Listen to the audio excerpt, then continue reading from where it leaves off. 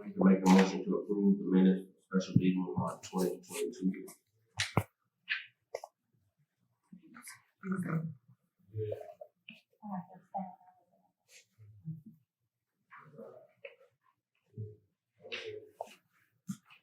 Somebody else has support.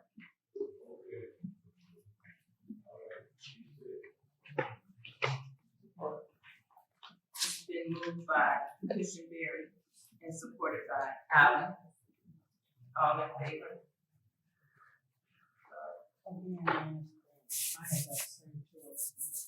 Is this the meeting? That's what Ms. Mason did. Right, so actually, it began as a meeting. Right, at the beginning of the meeting, Right. then you lost quorum, so, but I think You the, still have to prove the, yeah, the numbers that were present Right. could vote to approve or disapprove. okay, so, Because you had 4 members. yes. At the beginning. That was Cushenberry and Allen. So, all in favor? Any nays? Okay. Item C, to approve disapproved minutes of special meeting of February 22nd, 2022. I have a correction for the minutes for February 22nd, 2022. And that would be item.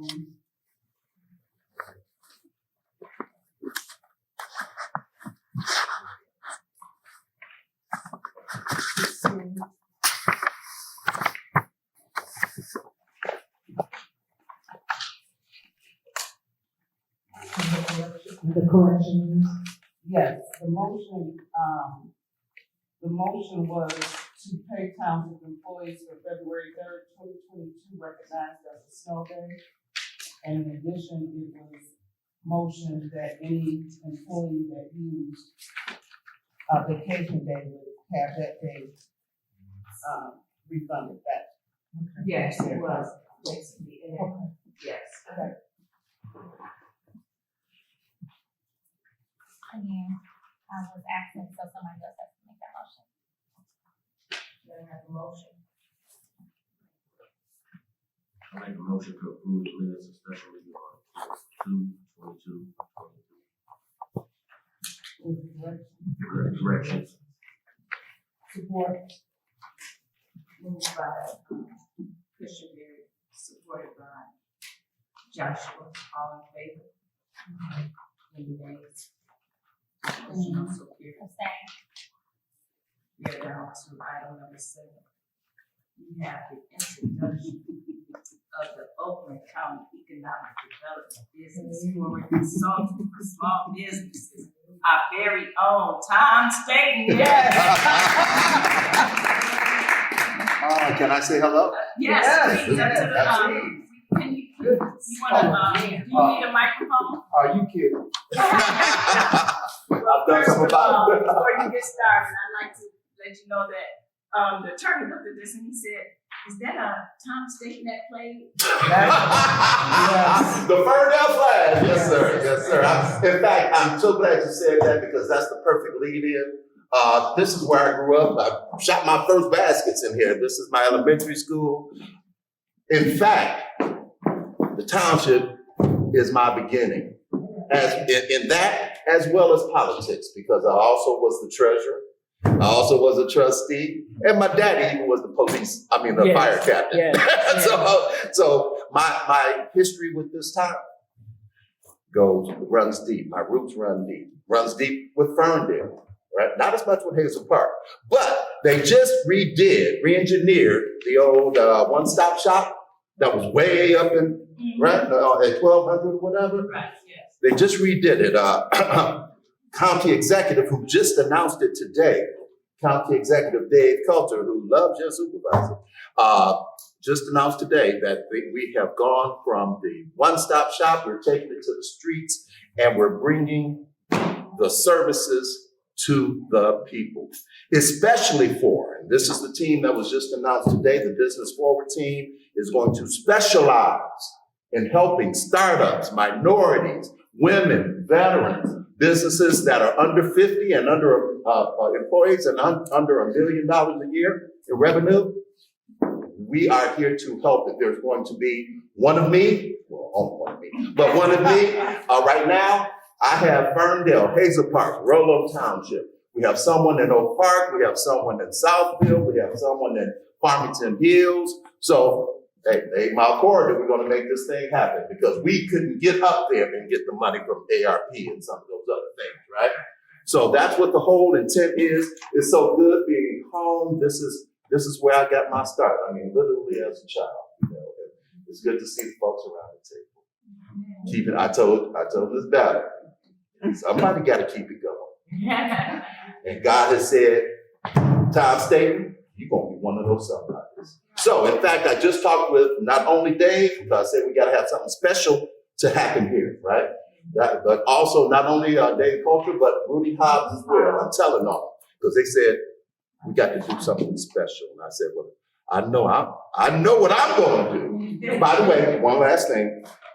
They have given me some space up in the multi-purpose room in 210. We'll be doing trainings there. We'll be meeting with people who want to come and learn more about startups. And as we say, so you want to start a business? Let's talk. And that'll be on Mondays. We don't know the date, the beginning date yet, but Mondays from 1 to 4. Yes, after That'll the be announcement. That's right. The official announcement is going to happen at the state of the county with Dave Coulter. He's going to announce it, but look for great things to happen. And I can tell you, they ain't blowing smoke, right? They ain't blowing smoke. It's happening all over. So get ready, get ready, get ready. Matter of fact, let me run to my next meeting. All right. It's good to see everybody. I have a question. I have a question. Yes. Do you have contact information and some of that maybe we can start putting on the website that somebody can contact you? Absolutely. I have some cards here. Okay. First of all, Thank you. as well as, again, they just let the cat out the bag today. They weren't supposed to announce it to the 15th at the state of the county, big thing, but they had a press conference today over at Centropolis in Southfield, and Dave Coulter, the executive county exec, just let the cat out the bag today. So that's why I was able to come today, right? That the program is on and popping. Let's get it started. Let's do it right, okay? They just provided us some things to put on the website, okay? So I'll send that to the supervisor so that Ms. Turner. send it to Ms. Turner so that we can get as much out of it as we can. Okay? Thank you. All right, thank you guys. We're It's good glad to to have you aboard. see you. Thank you, family. Can I get a card? Can I get one of your cards? Sure. Yeah, that's right. You're down to item number 8. To approve, disapprove the bond resolution to water supply, Cincinnati Junior League Bond Series 2022. To borrow the sum not to exceed $3,400,000. We have a representative here to speak on that.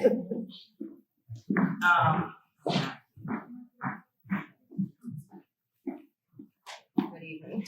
Laura Baskin. Yes. Yes. Hi, Howard is right. Hi, bond counsel, and I do have to say, I mean, I'm not going to compete with Mr. State at all, but it was kind of fun to drive through some streets. I grew up in Oak Park and attended Jackson Elementary School right up Rosewood, which is no longer Jackson Elementary School, I understand, but it's nice to be back close to this. So it's special to me too. So yes, there's a pretty hefty resolution here, and I'm here to tell you that the reason it has so many pages in it is number one, because there's a lot of language that's required by the Revenue Bond Act, and I'll get to that in a second. And number two, there's a lot of language that is required to issue these bonds to the state of Michigan through its drinking water revolving account.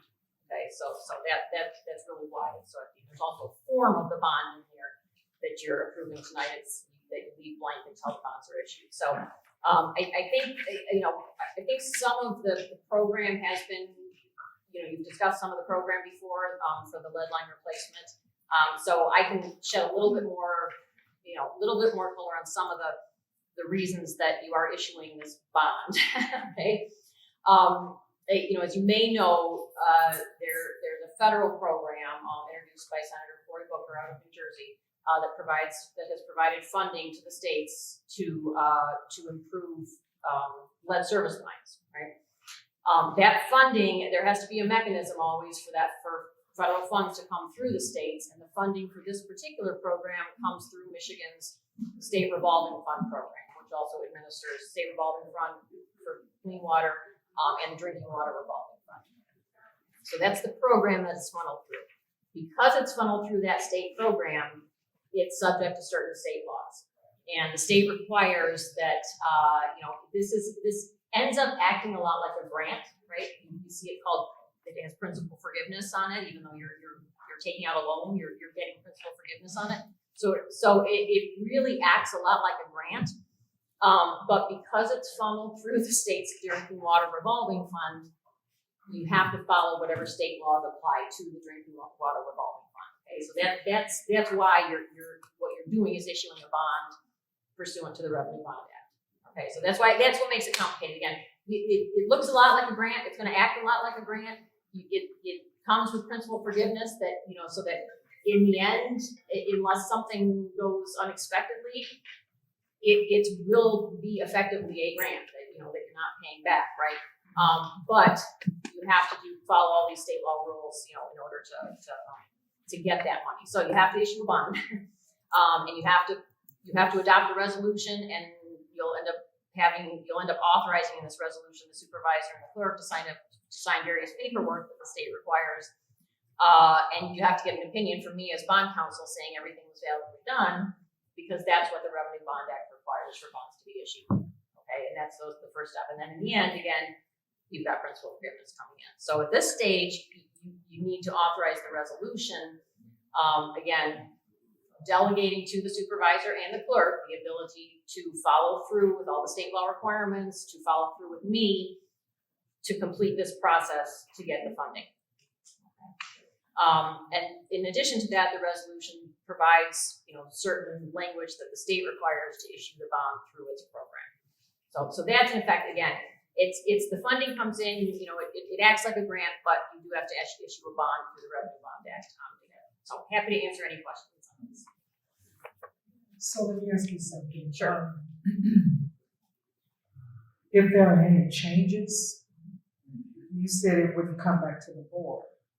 And if there's changes, is this authorizing me and the supervisor to agree to all the changes that may happen? It is, as long as those changes are not inconsistent with what's in the resolution. So that means that the amount does not go above $3.4 million. That means that there's really, and quite frankly, just, honestly, there's more to be concerned about when you have a bond that's issued to, say, an investor or bank. Okay, this is issued to the state. You're already following the state requirements to get the funding. So the chance of something changing is very, very small. But again, as long as it does not go above $3.4 million, as long as it complies with everything that's in the resolution, then correct. You as clerk and supervisor may follow through with and again, I mean in consultation with me, in consultation with your other consultants, certainly. And I did notice number 8, it is a large document and it has to be published. It does. I wish I were. Again, the Revenue Bond Act is what governs this, because the DWRF and SRF programs require that you issue bonds pursuant to that state law, pursuant to A-site law, and that's the one that's going to apply to the township. You can condense it as much as possible, but the publication is required by state statute. And when does it have to be published? As soon as possible, but before the bonds close, so you have a little bit of time. So I have a question. I have a question regarding, from my understanding, we were receiving a grant for the line replacement program. Is this the grant, or this is what we need to do to obtain the grant? It's a good question. This is what you need to do to obtain funding that's going to look like a grant. You're gonna, because it will not, again, unless somebody fails to comply with something, again, that, which is not likely, but it's gonna function like a grant. It does not need to be paid back. Okay, so that in that way, it's like a grant. But this is what you need to do to get the funding. Again, it's gonna look like a grant, but it's called a bond because that's what state law calls it. But as I'm reading through this, it's, you know, it states that we're going to finance 3.4 million, Yes. right? Yes. So we're actually purchasing these bonds for 3.4 million with an interest rate of 2.125%, and it says 30-year borrowing. Correct. Correct? Correct. Okay. Okay. So I'm not understanding Right, how that and works like a it's, grant. and no, this is where it gets a little confusing because again, Yeah. this is, the money comes in from the federal government, it comes in through the state's DWRF program, okay? The DWRF program requires that any municipality, other governmental entity issue bonds under state statute, again, which is the Revenue Bond Act, to get the money. The state's gonna come back, you'll see when we get closer to the actual closing of this, the state is gonna give me, and I will pass it along to the township, 2 payment schedules. One is gonna show what it looks like as a bond, because that's required by law. The other payment schedule that the state will provide is one that shows it with principal forgiveness, and when you see that, you'll see 0. I mean, in other words, there's nothing to be paid back, and the interest rate is really sort of meaningless at that point. So again, the reason that this is so confusing is because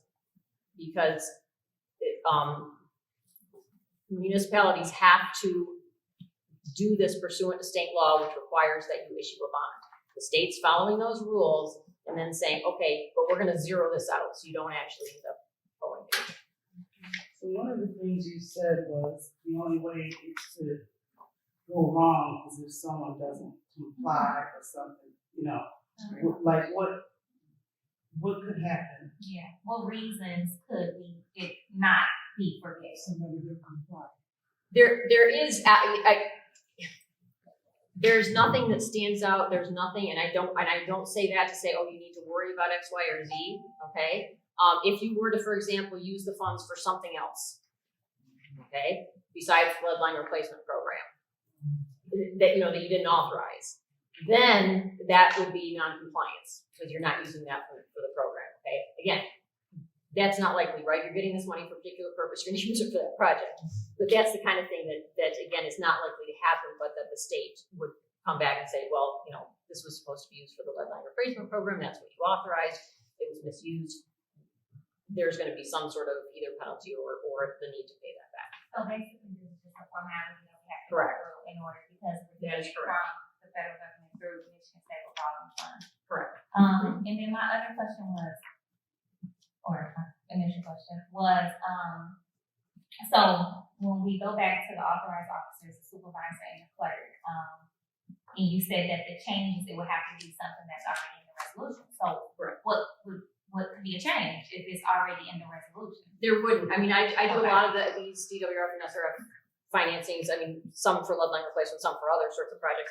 There are no changes, I mean, I've never seen it, honestly, but just in the event that something were, again, I just put that out there that would be, then it would have to, but there really never been any changes. Thank you.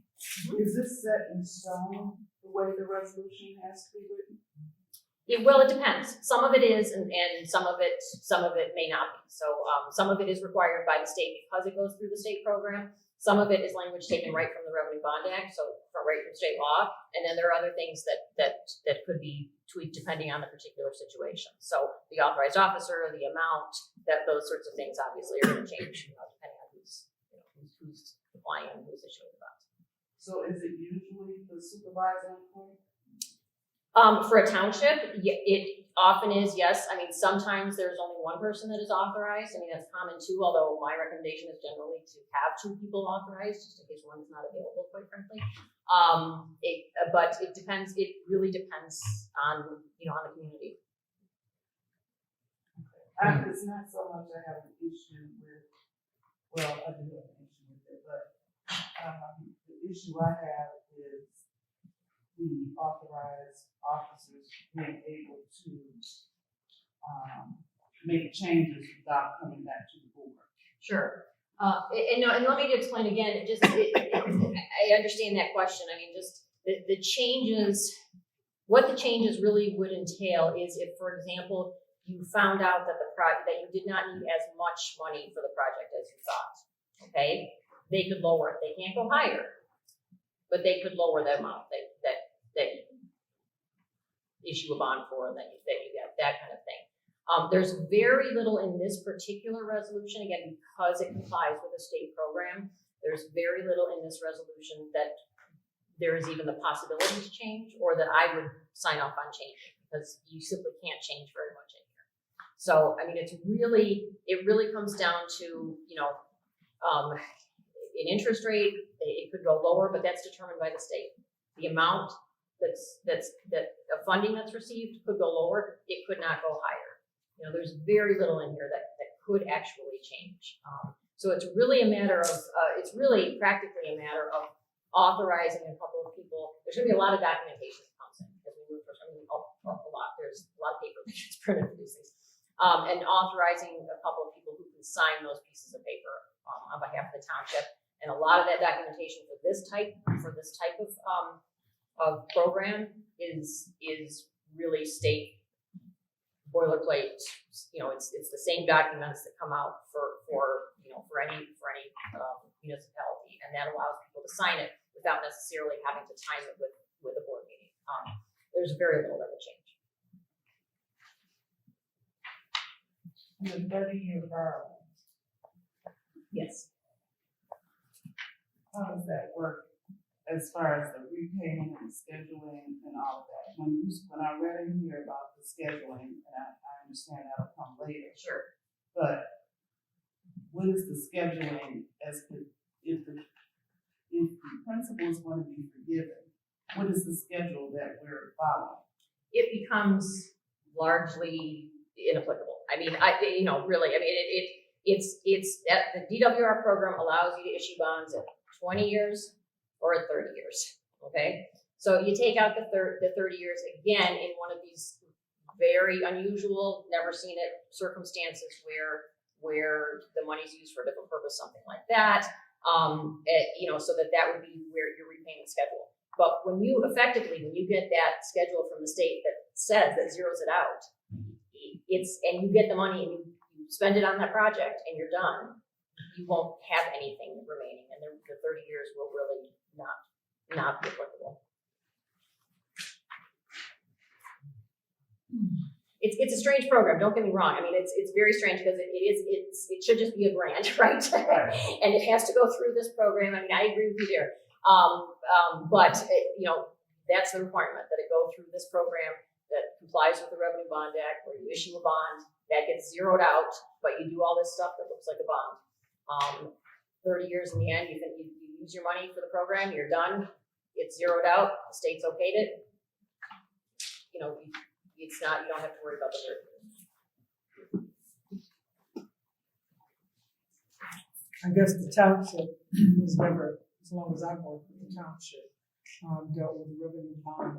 No, and I understand that. That's what, yeah. It makes you want to, really sit on a cup of coffee and kind of dig into it. Yeah, I mean, I'm happy. I would again, my recommendation would be to adopt this, partly because if there's a certain schedule that you have to stay in with the state, and I need to provide a certified resolution by a certain date and all of that, unless there are concerns that I can certainly address tonight. I'm more than happy to sit down with one with you and sort of talk through all the details. Because, in fact, to the court's question, because the township does not have a history of issuing bonds under the Revenue Bond Act, that actually makes this resolution a little bit bigger. For municipalities that have done this, you do what's called an amendment or a supplemental resolution, and everything sort of speaks back to that original resolution. This is the first Revenue Bond Act resolution, so it's got a lot of language in there as required by the state law. Yes. Excuse me. So basically, the debt service loan replacement should not take any longer than 3 years. So within 3 years, this will be gone. Is that correct? Correct. You just have to have in there the language of, like you said, 20 or Correct. 30 years. Correct. But, can I ask, what's the difference between a 20-year and a 30-year? Is it the interest or? It's the interest rate, right? If you were actually borrowing the money and you need to pay it back, there's a difference, there's a lower interest rate for the 20-year loan than there is for the 30-year, yes.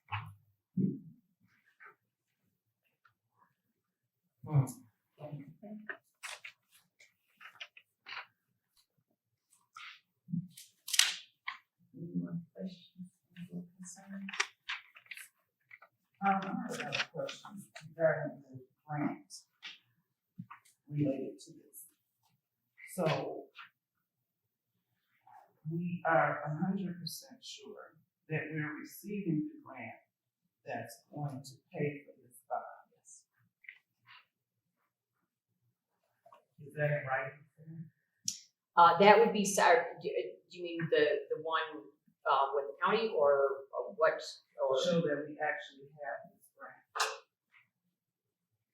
You would have received, you mean for the project itself? Yeah, the Okay. 3.4. The 3.4 million, yes, correct, Grant. correct. There is, what you will get comes again in the form of the bond that are issued and the closing documents that are prepared by the state. So that has to come after the township authorizes this process. There is, I mean, you've gone through the application process, right? And so you have some assurance that this is coming, otherwise, I wouldn't be standing here, you wouldn't be at this point, basically. I mean, that you hadn't gotten to that stage. But there won't be any written document until the state comes through and issues it. It's going to issue what's called an order of approval, and then you're going to have a pile of pre-closing documents that again, this resolution, as it's written, at least authorizes the supervisor clerk to sign. It's going to say it closed. I'm going to say it closed, and that will be your written confirmation. So until we comply with our matters, we are not. That is correct. Yes. But the reason why we're going through these channels is because they told us to go. That is correct. Yes, and it is for Michigan, as for a lot of other states. For Michigan, that is how these lead line replacement funds are coming through. So that is how the funding, how the so-called grant is available.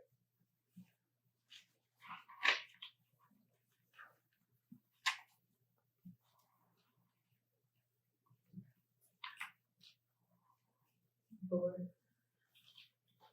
Any other questions, any other concerns? I don't think there's, I'm sorry, go ahead. Who is the legal representative? Okay. From Dickerson, right? Yeah, that's Who is the legal representative? the legal representative Yes. that's identified in the resolution. That's, well, if that would be me. I mean, I would be the one that is providing an opinion that says that the bonds are validly issued for the township to get the funding that it is applied for. This is them, right? It's not a different council than our general council. It's from her firm, Dickerson, right?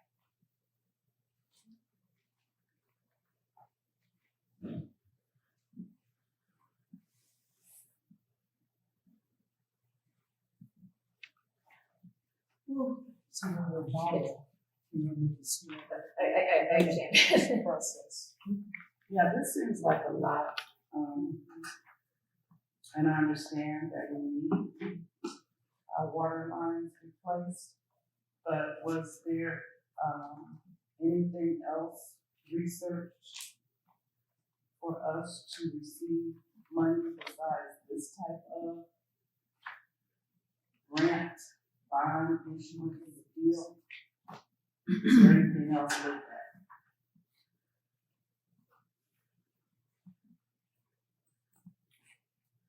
Yes, did you want to say something? Because this is, people just don't give us $3 billion and just say, here, you have to go through a process. Brad Jumper, I'm a Ralph Clark, the engineer. So yes, we did look at it. This was the best deal we found. It's 100% principal forgiveness loan. So the township does not have to pay anything for construction. We were also able to get a grant from Oakland County to pay for all the administration of everything, another $450,000. So in effect, you go through all this, sign everything, the township will be on the hook for $0 to replace their lead service lines, up to $5,000 per service line. So that was the best deal that we could find, yes. It's better than most other deals that we found around. I mean, most places in the county have a low interest loan, which I think we got 4% principal forgiveness in the neighboring community. So 100% is a lot better than 4. So this was a very, very good deal. Well, I hear what you said.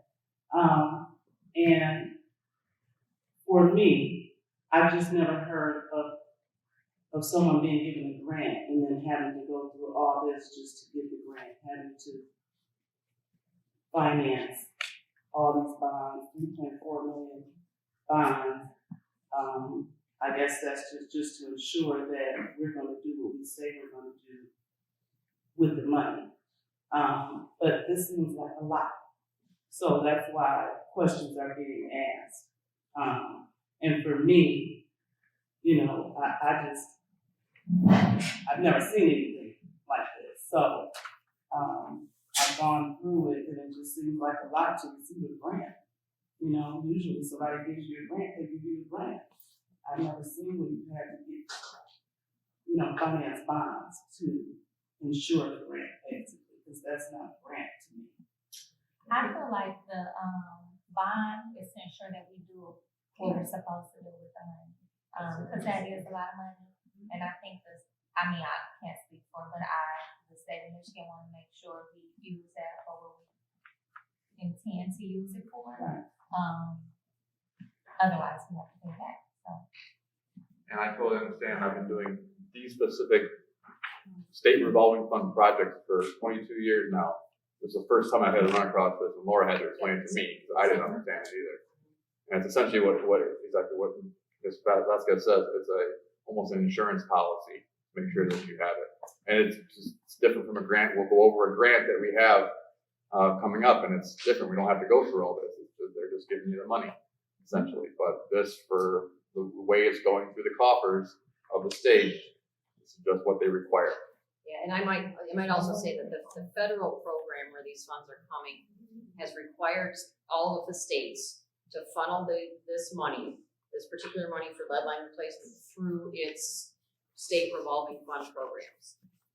Some state revolving funds operate differently than others, but Michigan State, there are plenty of grants for other programs out there, but Michigan State revolving fund program for sewer and water does not have a grant program per se. And so that's why, the mechanism that this comes through in Michigan, when it comes through the SRF program or the state revolving fund program, which is required by the federal program, the only way it can come through, in compliance with state law, is to go through this bonding process.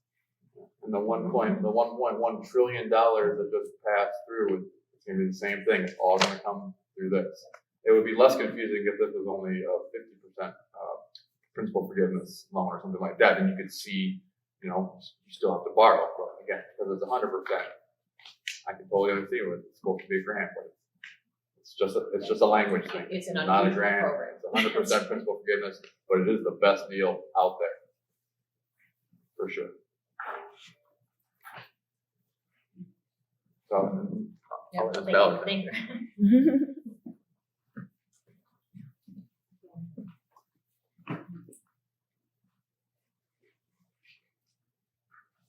So is there anyone out here on the board that would like to make a motion to approve the bond resolution? I'd like to make a motion to approve the bond resolution, water supply system, junior lien bond series 2022, to borrow the sum of not to exceed $3.4 million. I support. It's been moved by Clerk Turner and supported by Trustee Vasquez. Madam Clerk, roll call, please. Trustee Christianberry. Treasurer Joshua.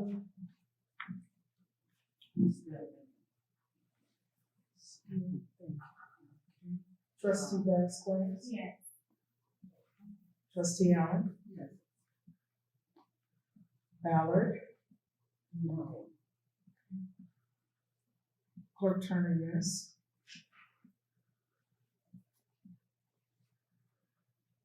Okay, no. Which one is on the floor? No. Okay. Supervisor Squalls. Yes. That motion carries. We will see our lead service lines replaced in the township. Thank you. We're down to item B, to approve and disapprove the proposal for professional engineering services of Upper Walker Clark for the DWAM grant project. Administration. We have engineer Brad Shepherd here. Okay, so this is a grant.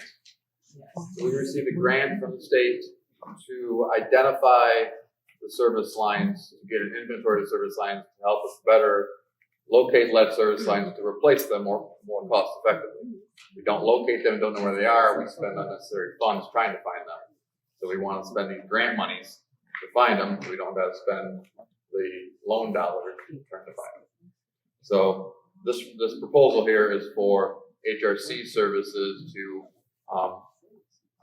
observe, document, and even go into the houses and look, because that's one of the spots that we have to verify is inside the home. So we need to notify the homes that are randomly selected throughout the township to go inside, ask their permission to go inside, or they can send us information too. We'll kind of go through all that a little bit if they're more comfortable sending us the information rather than letting us inside and look to identify what material is coming into the house. Then we will coordinate. We will solicit an RFP for a contractor to come out and expose the service line at the stop box, which is typically at the property line or like the back of the sidewalk, and figure out what material is on both sides of that. This is all required by the state, by the revised Light and Copper Rule. All this is required. We were just able to get a grant to pay for all this, luckily. We were one of the, there was $450 million in grant dollars. There were 150 or so communities that received grants, but there was over 300 on the list. So there was a bunch that didn't get this grant, and you were one of the lucky ones that got the grant. So this is just a proposal. Eagle wants to see that you authorize us to document all this for you, essentially. And it falls under the grant, so everything we paid for by grant dollars. I just have a question.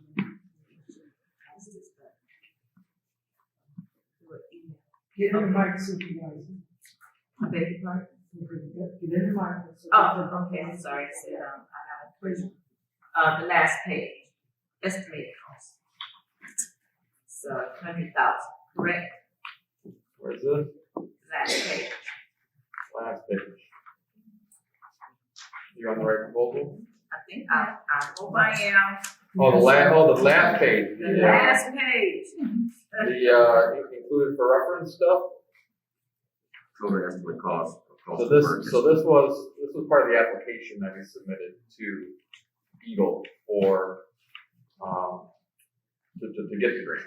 Right. So I guess I should say, in addition to dollars we got to verify service lines, we also got money to do some pipeline integrity assessments and do some valve and hydrant assessments to make sure all your valves work in your township, make sure all your hydrants work in your township. So if there's a fire, we know the hydrant works.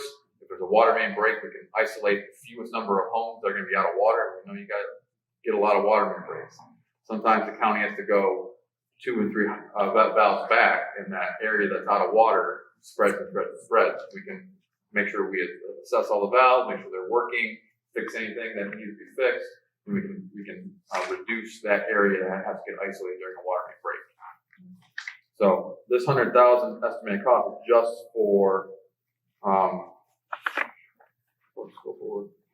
that was just for the what's called the project plan. Right. So the county has a formula on which they do asset management planning for.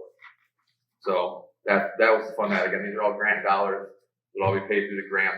You guys wouldn't pay a cent on this. It's something that is updated in the project, helps them better assess, prioritize, and use their forces effectively to reduce your costs essentially for maintenance.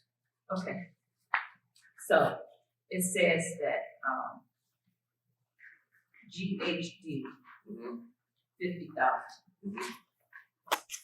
Okay, you guys will get 20,000, and the power plant staff 30,000. Correct. And GHD is, GHG is another consulting firm that we Okay. consult. They are specialists in underground pipeline condition assessment.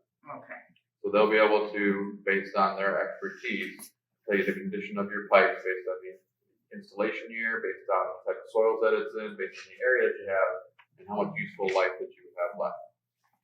it's all of this, reimbursement, so. It's all grant, it's all under the grant, yes, all reimbursed. So, will we be receiving bills from GHD, or will we be receiving them from you? You would be receiving, these would go straight to the county, I believe. Okay, straight to the county, bypass. But some of this stuff, we still been figuring out what goes to where and how stuff, but you will, again, not be paying any of it. That's one thing I know. Okay, so the And, money. and a lot of it, we can schedule it out as paid when paid. So even if they invoice you, you don't pay them until we request it from the state gives it back to you, you get it in your bank, and then you can pay. Can you put those, everything on your invoice, you'll put it in there? Like we've been You doing. hear that, Mr.?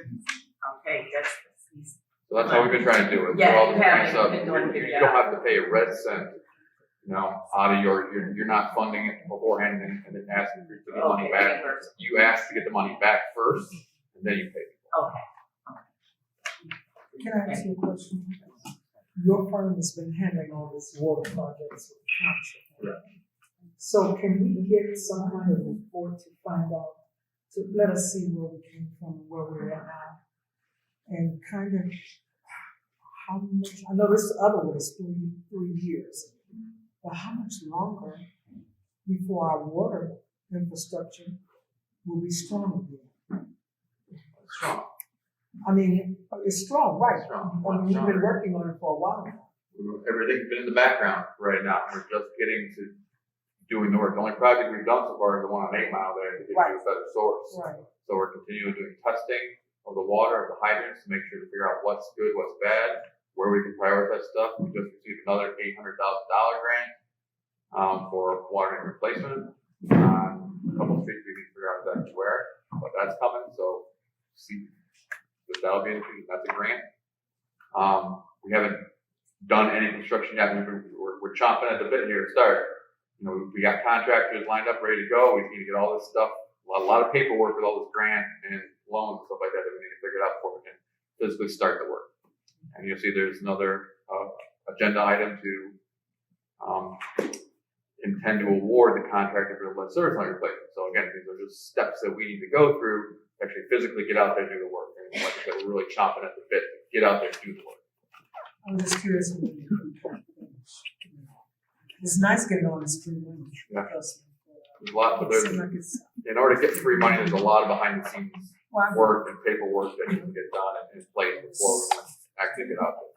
I know it's involved, but it seems like every time you take a step, you gotta take 2 more steps to really finish the project. It seems like there's no end in sight. That's all. Well, we still got to procure contractors for all this work too, so we haven't done that yet. That's coming out pretty soon, so you'll unfortunately be seeing a lot of these probably. You have an anticipated date when the lines will be replaced and we will be free of lead in the water, Is that gonna 3 take years. another Yeah. 3 years? 3 years. Okay. The 3 years is our timeline for the program. So Thank you. the entire timeline for this is we want to get out there and look at the water services, right? We want to find out what the material is. The hope is we start that in May, June, July. What I'd really like to do is have a nice community outreach kickoff for all this because we really need a lot of help from the residents. We're going to be communicating, sending letters out to about 170 so of them to help to let us into their homes or give us that information on the inside, let them know that we're going to be digging up at their stop box, and we need their help to allow us to do that, essentially. Same with the lead service line replacement program. We need to get in their homes, so they need to sign temporary access agreements with us to allow us into their home to do this work. So we need a lot of cooperation. So. How do you choose between 170? 100%, it was random. We had to go through a random number generator with all the accounts in the township, and literally just random. And they want a random selection set because we're not trying to find the lead, they're trying to inventory your system. So they want an unbiased look at what's in your system. So it's totally random.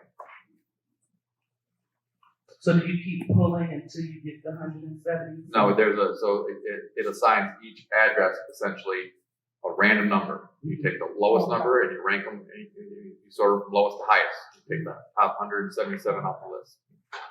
So I'm saying that if 20 of those people don't respond, do you pull another 20? We would drop down lists. Now there's rules on what we have to do. We have to try them like 3 times. We have to get no response 3 times. So the regulatory authority is very strict on, you can't, because people would just skip because, oh, I don't like that house, I don't want to go there, you know.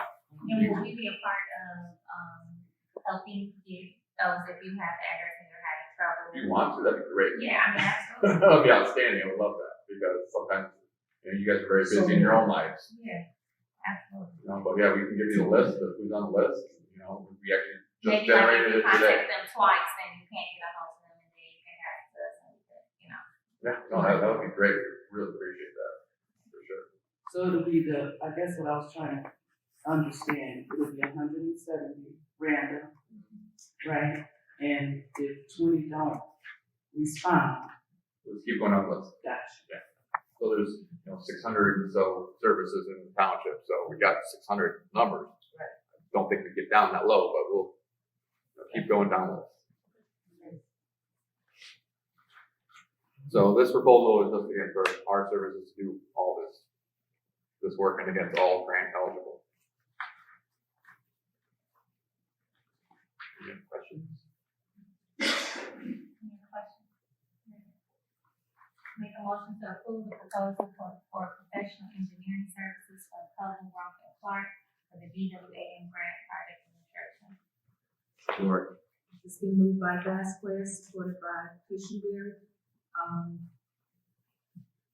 Madam Clerk, roll call please. Turner, yes. Joshua, Yes. Allen. Yes. Fisher, Yes. Ballard, No. Vasquez, Yeah. Squaws. Yes. We're just down to item C, We just to need to receive. sign, Yeah, just just sign to- that, get that back. Oh. So I can send Now? it. So I mean, just I need to send it Get to. it tomorrow. I need to send it to Eagle. Okay. This one is just to review, receive, and file, but if you wanted to go over it real quick. Yes, so we bid out services to replace the lead service lines within the township. We received 3 bidders, all of which I am familiar with. They have been bidding these specific lead service line type projects throughout Southeast Michigan where I've been working. The prices are in line with what we've seen, in fact, a little bit lower than the ones we just received from Pontiac. The same contractor that was awarded the Pontiac contract is recommended for award for this contract. D'Angelo Brothers, we've worked with them extensively. They are the prime county contract for service line taps and things like that. So this is really their bread and butter work that they do. Raving reviews from all municipalities that they've been working in about their cleanliness, about their courteousness when they're working, cleaning up, getting in and out, great with the residents, things like that. So, yeah, and that's why it's really key. This is such personal work. You don't want just some random contractor kind of coming in that's, gruff and just not good with residents. These guys are good with residents. They understand their work. This is their specialty work. And, they are the as-needed contractor. They do all the water main breaks in the township too. So they know the township well. They know the conditions that they're going to be working in. They know travel. They know the roads. They have a good feeling that the township in their yard is half a mile away. So there's no reason not to recommend award to this contractor. I do want to talk a little bit about the pricing. As you see here, the funds that we receive is up to $5,000 per service line. And as you can see here, we have two different types of service lines. We have when you replace just from the stop box to the home, there's a certain price, and then if you have to go all the way to the main to inside the home, there's another price. So what our job is going to be, and what we are tracking, and you approved our proposal last time for watching and observing this contract work, is to make sure that they stay within that $5,000 and limit any out-of-pocket expenses by the township. Because again, it is a principal forgiveness loan, but they only give us up to $5,000 per service line. So anything that goes above that, there will be payment by the township. Now, the county has some reserves already in place for this. They've been saving up for this, just in case. They didn't know we were going to get this principal forgiveness 100%. So they have a little slush in there for some of this stuff. It's our job to make sure that they stay within that $5,000 on average. So if you have one private side and one public side, if you look at it, that's about $10,000. That's on average $5,000. So it's our job to watch that and monitor that. And that's our task. So, but this is the best price that we've got, and it's in line and lower than the prices that we've seen around. And you got a good contract on it. And To boot. it's good service. Yeah, and it's good We don't service. just wanna go with the lowest, we want to go with, good service. Mhm. So again, we want to get the lead out, right? We want to get the lead services out. Get $5,000, on average per service. Try and get that number as low as we can. We're doing all we can, but cost, the construction cost is going through the roof right now with everything. So we got it at a good time. We got it before all the other, everyone around here got to be doing this. A lot of people waited a little bit because, for all the federal money to kind of come down. This funding was only for a particular subset of communities. And the township was able to get this. They got it first before all these contractors, all these specialty contractors get too busy and stop bidding on work. And then you're getting second tier contractors that don't do this specialty that, are just starting, I guess. This contractor, that's what they've been doing. So they know how to do it. And if you want to contact the references, I can give them to you. But they are recommended, so nothing to do with this at this point, I guess. But to receive and file, the total bid, this will probably come up in the resolution, the total bid was $4 million. There's a lot of as-needed items in there. There's a lot of items that will not be used in this contract. That's why it's over that, that's why it shows over that $3 million. Or $3.4 million with the bonds for. So we anticipate that number to be lower. We also assumed there was 600 lead service lines in the township. I really don't believe that, but we wanted to maximize the loan that we got. So in order to get $3 million in the loan, we wanted to put 600 service lines at an average of 5,000 per. So I don't feel there's 600 service lines, but that number is going to be down, but that's why the number is hatched out the way they did. So when you see the number, I know you're gonna see it looks higher than the 3.4 that we just passed the bond resolution for, but there's a reason for that. We want to put as needed items in there in case we run across atypical situations. We have a bid number in there. We're not asking for the contractor during construction, which is always higher. Better to get them to lock down a price during the bid than ask them while they're out there in the middle of the trench. So it's gonna be a higher price. We're down to item 6, to approve and disapprove the resolution to tentatively award the construction contract for the water system improvement project to D'Angelo Brothers Incorporated in the amount of $4,071,961.50.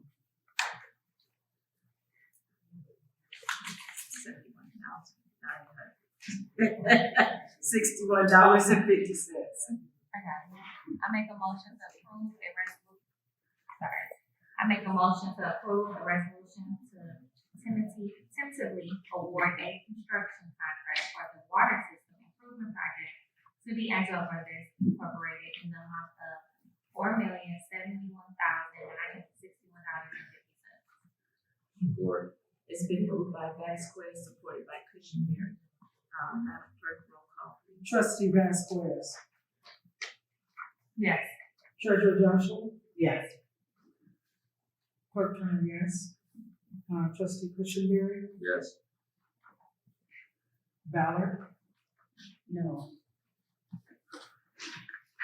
Trustee Allen. Supervisor Squall. Yes. Motion also carried. Thank you. I will get that decided to you tomorrow. Okay, we are down to item number E, discussion and or action for easement at Nash Liquor Store. We're here to represent. I have a formality before we begin.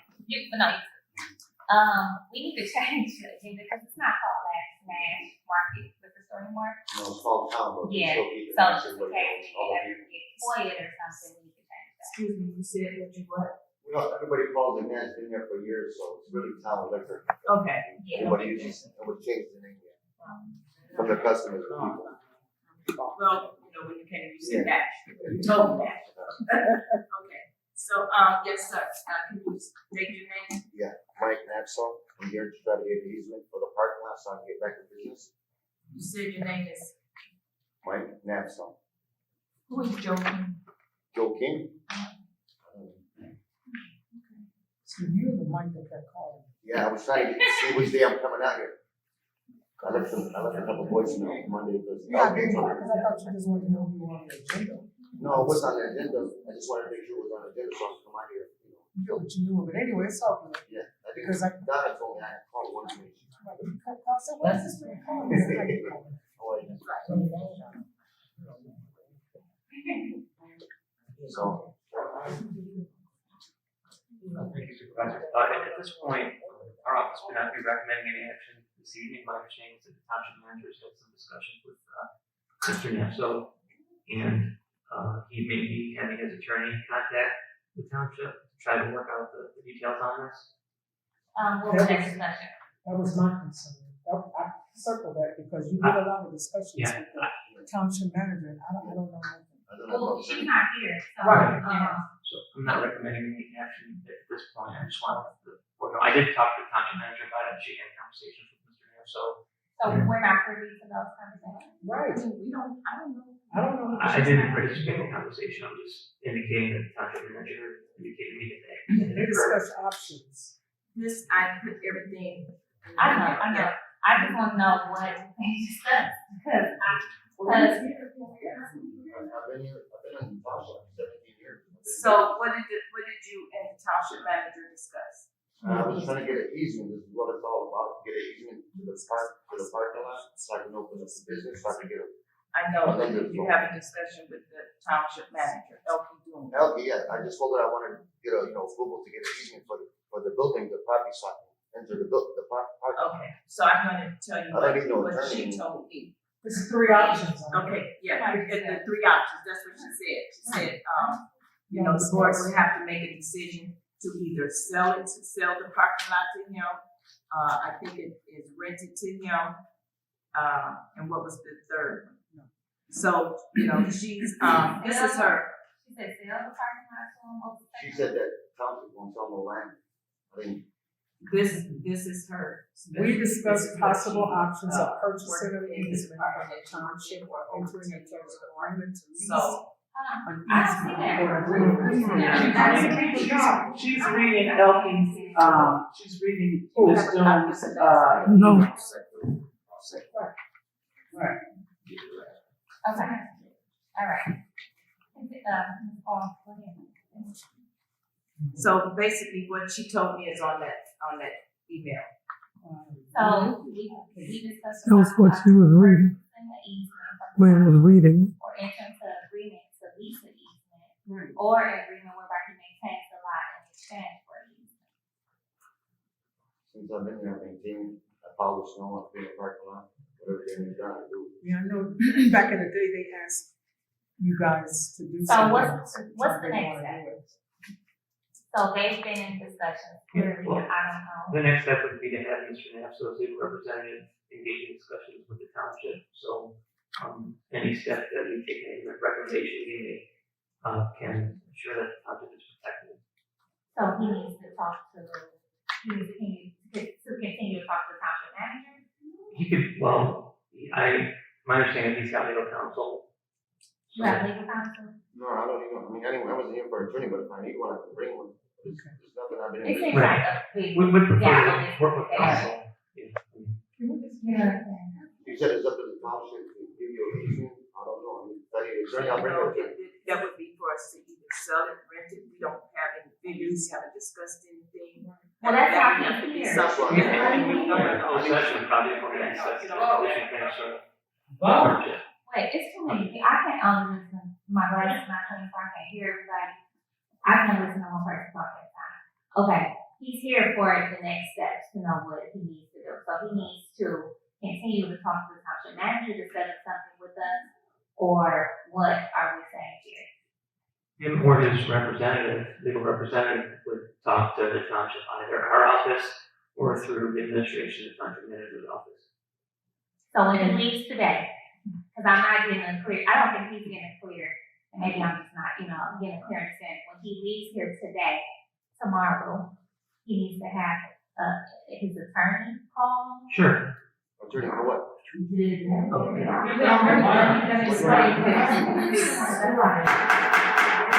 Please, we're still in the meeting here, we're in the meeting. Okay. That's you. What has to help? They told him that before he was half. Who said you need an attorney? Wasting time. What has to happen?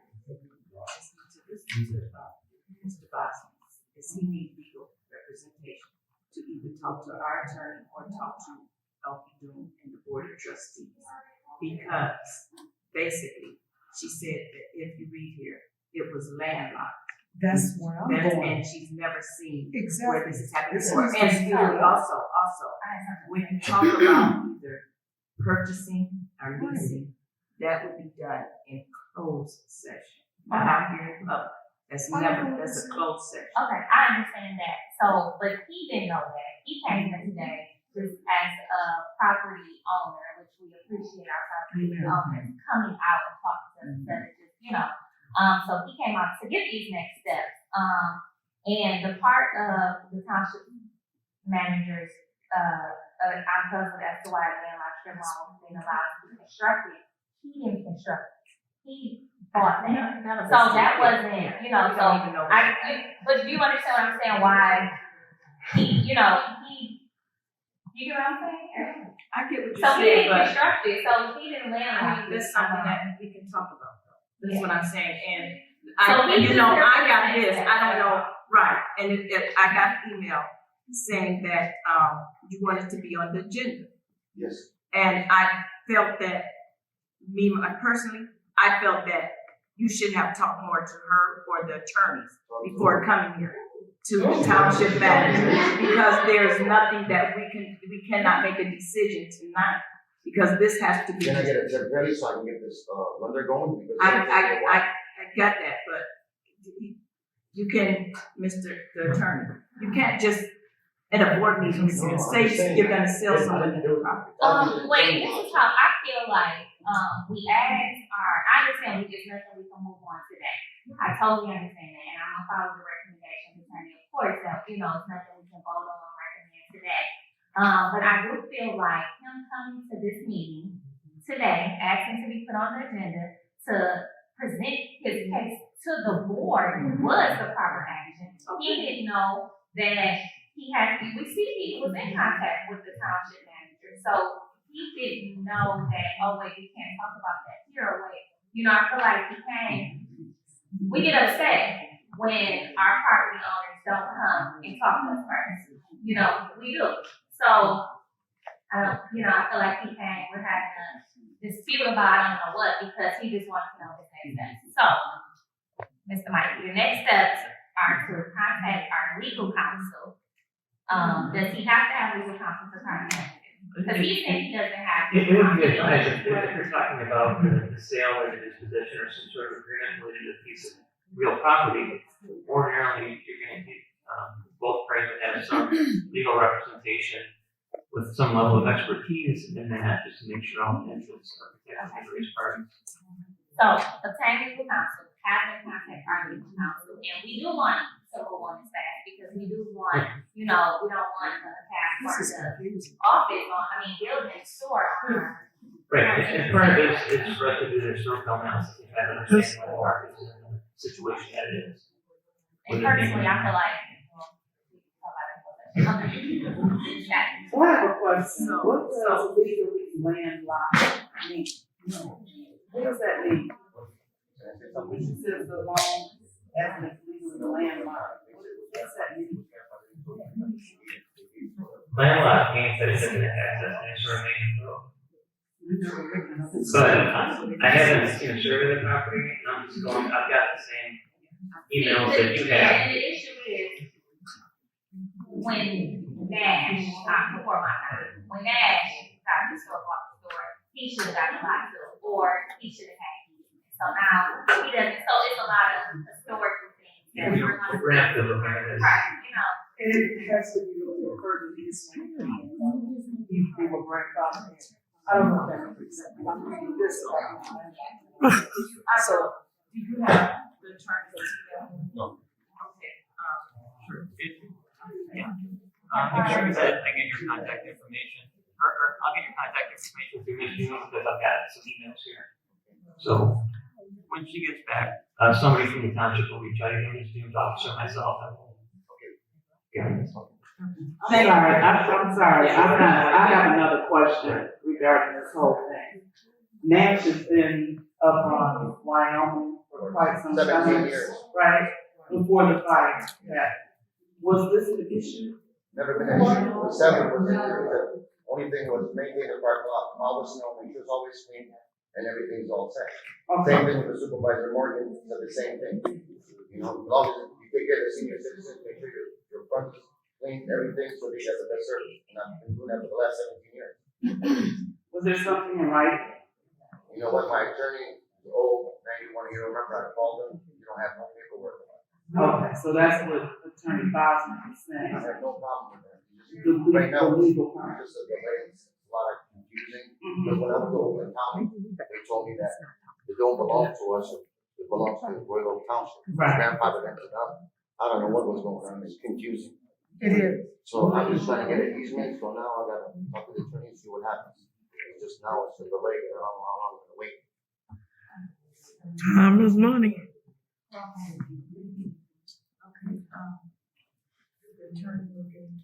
Okay, thank you. Thank you very much. Thank you for coming. Thank you. okay, so All this historically stuff is coming back to bite us. approve, disapprove the letter to Governor Whitmer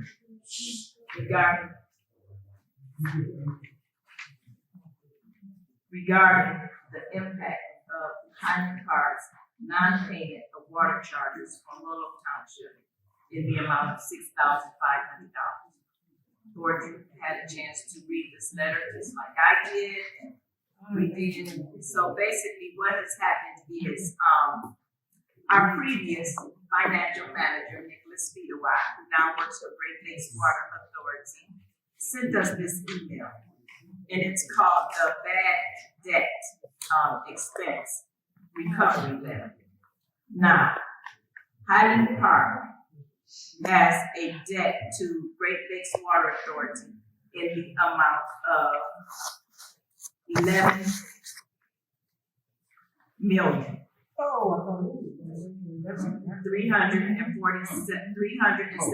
$374,300. Every community in the Great Lakes Water Authority is recommended to pay a portion of their bad debt. Now, basically the communities say that they don't want to pay this. So there's a letter that's going around that's being circulated to the different communities to send to Governor Gretchen Whitmer to, dispute the payment of Highland Park's non-payment of water charges. Rollo Township's portion is $6,500.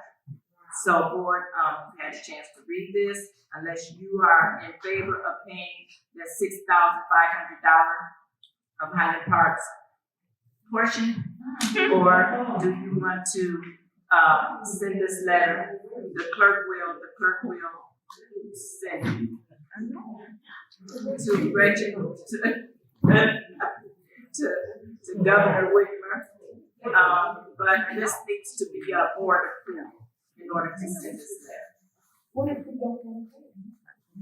Well, this is what the letter is saying. Okay, so that This, the letter is disputing, us paying that portion. What was they, we was scratching, right? You know, right. For real. So, board, is there anybody with any comments on this discussion or? No, we just send a letter. telling them. I make a motion to approve the letter to Governor Whitmer regarding the impact of Highland Park's non-payment of water charges on Rollo Township in the amount of $6,500. Support. It's been moved by Vasquez, supported by Joshua. Madam Clerk, roll call please.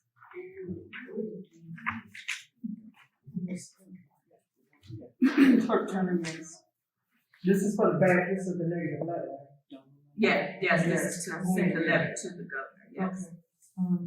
Trustees, Vasquez. Yes. Ballard. Yeah. Allen. Yeah. Christianberry. Yes. Treasurer Joshua. Yes. Supervisor Squall. Yes. That motion carried. We got that. Thank you. We're down to item G, to approve and disapprove the payroll dated February 3rd, 2022 through February 17th, 2022, in the amount of $27,857. Lord, you have those in front of you, you had a chance to look at them. I have a motion. Or any questions? I make a motion to approve payroll dated February 3rd, 2022 through February 17th, 2022, in an amount of $27,850.79.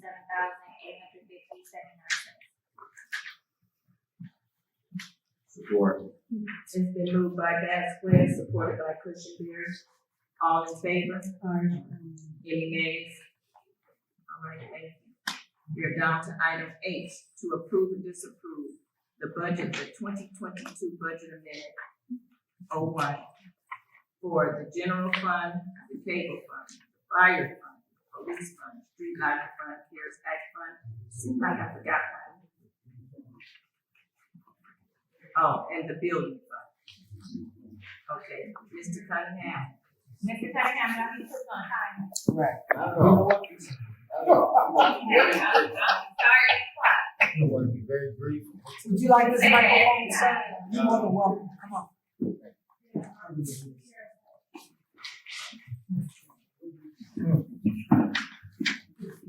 Okay, we have an adopted 22 annual budget for the Charter Township of Rollo. After that budget was adopted, there were some items that came to materialize that required that we make changes to that adopted budget. So we'll just jump right into it. The general fund was impacted, several changes. One of those changes is there was a grant,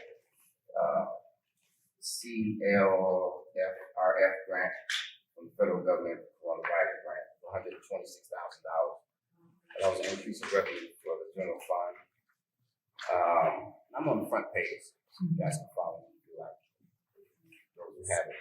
Now, the other changes was we initially had township manager as an employee, but it kind of turned out that that position was going to be contracted, so we just made a shift from employment to a contractual arrangement. And a couple of significant items also under the general fund. The student lighting fund is supported more by the general fund by the amount of $33,685. And also the fire fund supported more by general fund for fiscal year 2022 in the amount of $280,925.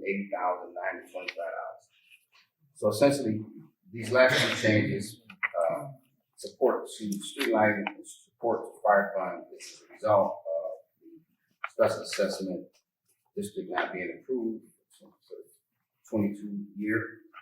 And basically those costs are incurred out of the general fund and cannot pay those for the operating costs for the streetlights and for the fire department's costs for 2022 out of those two restricted funds, so they come out of the general fund.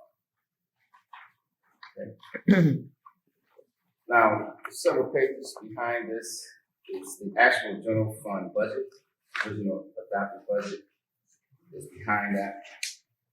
So I just want to highlight one area that kind of highlights the impact of all these changes to the general fund. This thing print out of order.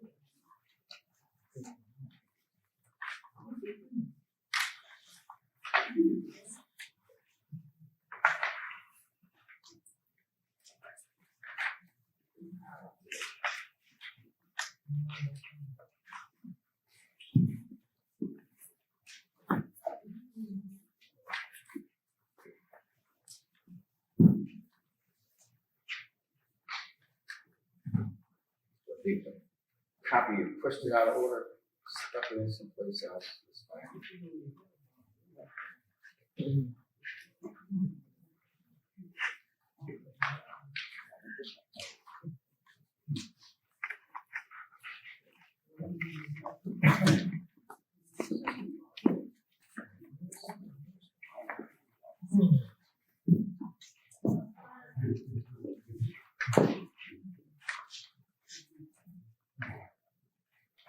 Okay.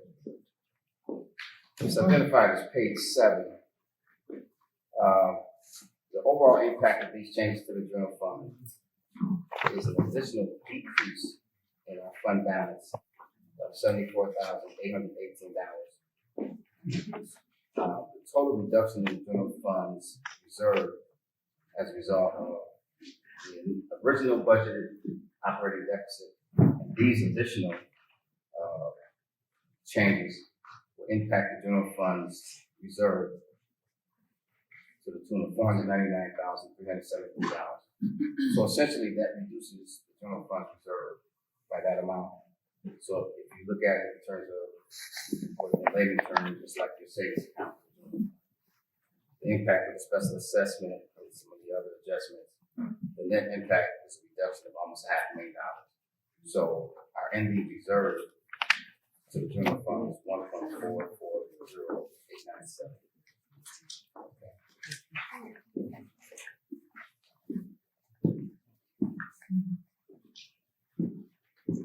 Okay. The next fund impacted by these proposed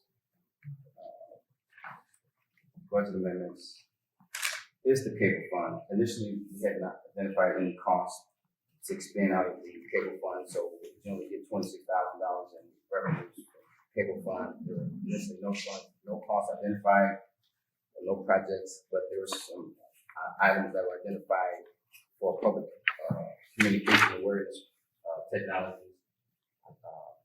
This is the clerk is going to utilize this new technology to actually make the public aware of more current items on the internet, the township internet service. So, Alert system.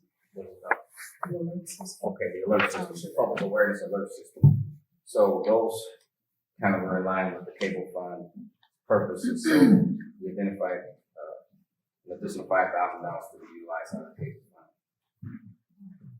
Okay. The next fund impacted by these proposed amendment is to the fire fund. Okay, there's proposed additional support, as we already talked about, coming in from the general fund. Whereas at the time we did the budget, we weren't aware of how the fire fund was going to be funded, whether it was going to be through a special assessment tax, or was it going to be partially funded by general fund or fully funded by general fund. So as the events occurred and materialized, looks like the full year for the fire fund is going to be funded by general fund. Okay.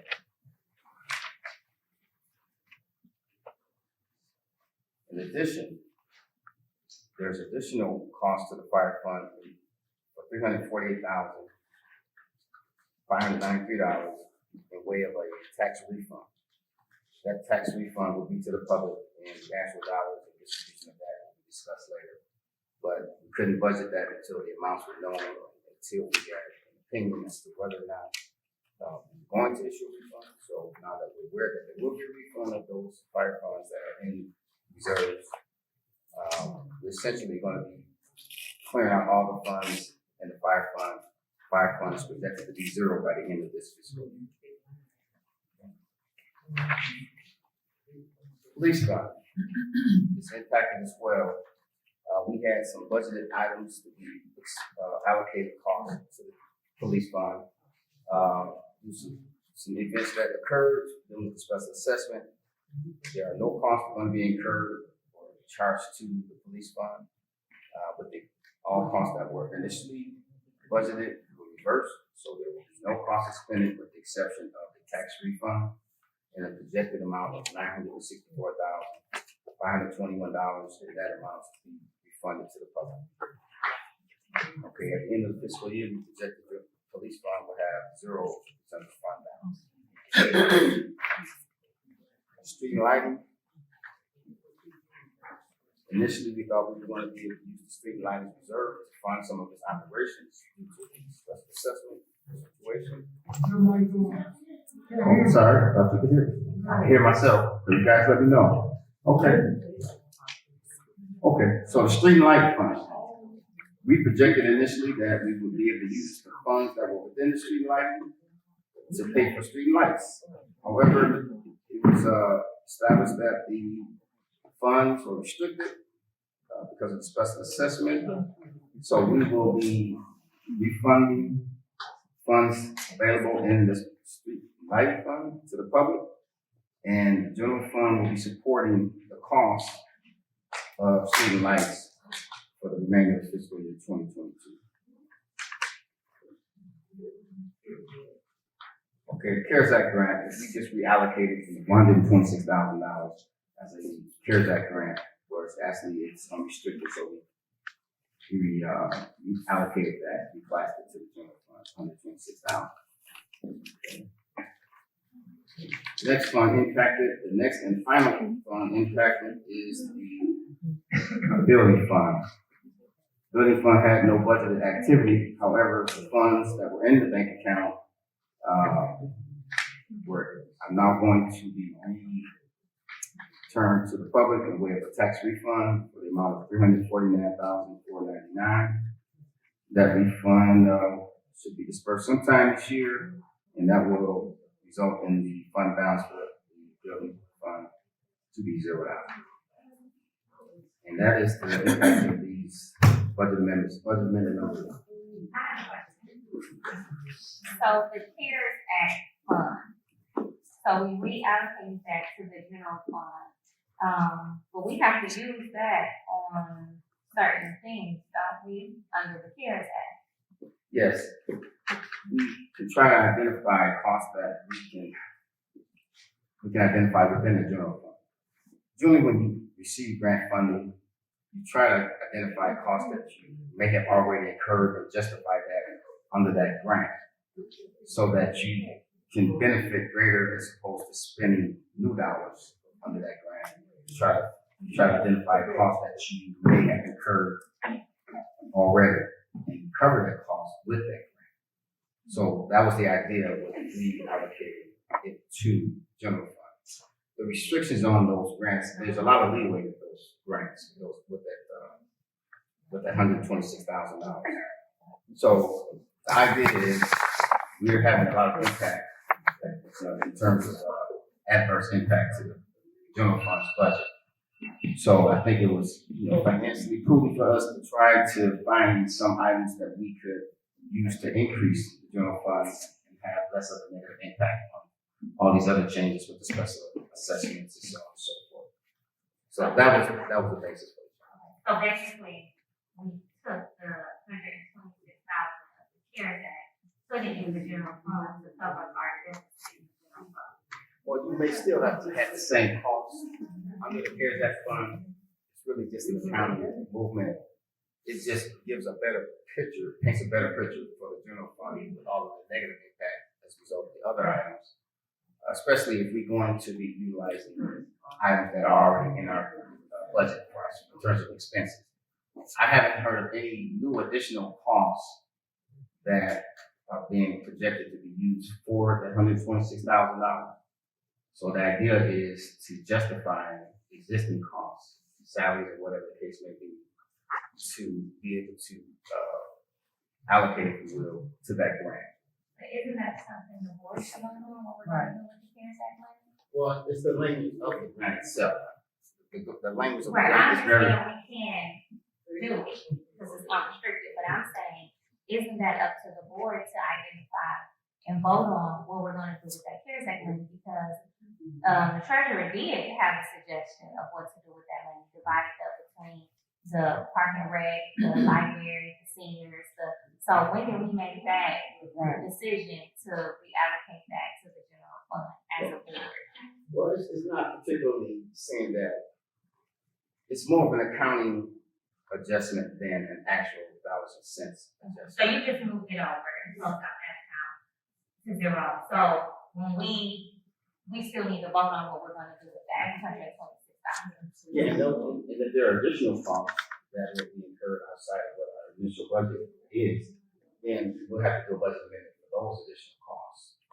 So the impact is really the same. If we're able to justify existing costs and allocate it to the grant, then that's better for our bottom line. If we incur new costs, then we'll have to do a budget amendment for those additional costs. So, but I get what you're saying as a finance manager. All you care about is the finance office and everything. In order, I talk about the bottom line, I get that. But I'm saying as a board, we want to have a say on what we're gonna do with that. But I get what you're saying, the bottom line number, what, so we can't determine what we're gonna do. I just said that. I just said that. the funds initially had relatively, had some restrictions on the use of those funds. But then it became more relaxed. The rules became more relaxed, where you had a lot more discretion in the use of those dollars.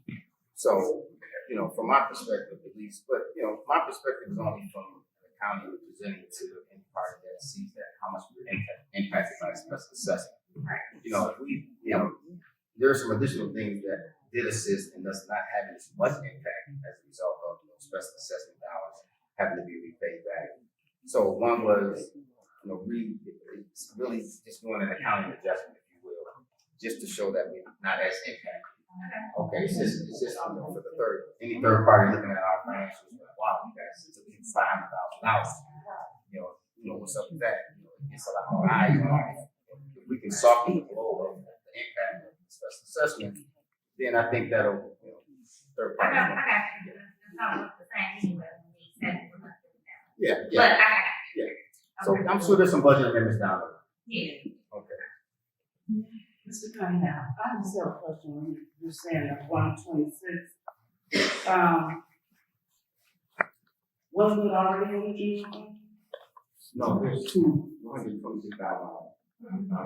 There's a total of $252,000. Right. You received the first portion last year. You have not received the second portion this year yet, so you're anticipating sometime you'll get a deposit. You get a deposit sometime $126,000. Well, I know that's gonna be the total amount. Plus the bill. Total $252,000 plus. You received last year, you received $126,000. Right. That went through the general fund. And, the next month or so, we should get a second deposit for that same amount. Right, that's what I'm saying. Didn't it go into the general fund? The 126 that we received, didn't that go into the general fund? The first 126? Right. It did. Okay.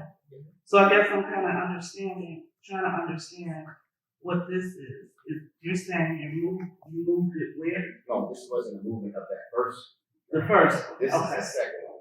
Okay. What I did was isolated that grant in terms of reporting for reporting purposes. It's going to go into the general fund's cash account. So it's the CARES Act grant is really for reporting purposes. The CARES Act does not have its own bank account, so it all goes into the general fund. So basically, we have, sorry. I'm sorry, it should, the CARES, well, I know you don't like to have a lot of bank accounts. So it's gonna have its own fund. Yeah, we can track it, various grants through the software. We had to like share costs and things like that.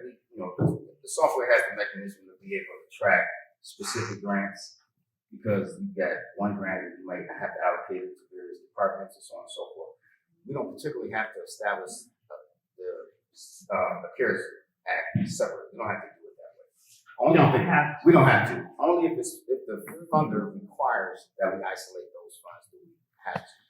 Then we'll do it. But generally, they don't require it. As long as we have a system of tracking within our systems. The problem that I have with it only being in the system is nobody has access to that. And we don't receive monthly finance reports for each fund. So for me, I would feel better with this CARES Act money being in its own bank account. I agree, because we're sitting here with $252,000 in CARES Act money that, and our recreation center is looking like that. We need to, I think as a board, we need to move faster on what we're gonna do with this CARES Act money, because it's just sitting there, it's just sitting there with dust. Well, yeah, I agree. There definitely needs to be some roundtable discussions about use of those funds. The township has over 20 bank accounts, and I think there's So one more is not gonna work. However, two of those bank accounts, both of DDA accounts are gonna be closed. We really need to look at all the bank accounts because some of them we don't need. So we can reduce them. But this seems to be very important. I don't like the way that it's being just allocated and the board does not have access. Everybody doesn't have access to the system to see what's being taken out, what is being taken out for.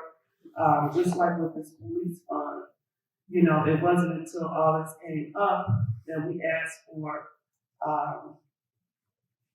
a breakdown of what was taken out of that account that we saw that.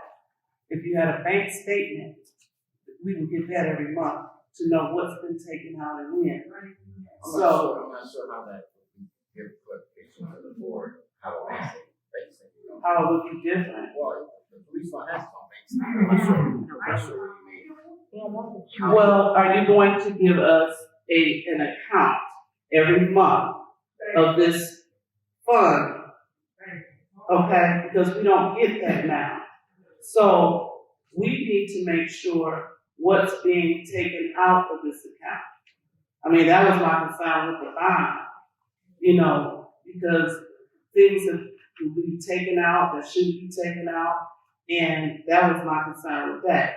So my concern, and even though they've been laxed on what we can use this CARES Act money for, I think we still need better tracking than it just being in the system and only a few people having access to see how the money's being moved.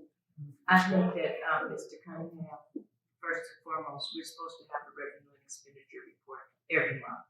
So please give us that, provide that every month, and then we can see the movement of that. I don't disagree with that. I don't disagree with that. Please. Oh, that's not a problem. But I won't. You say that every time.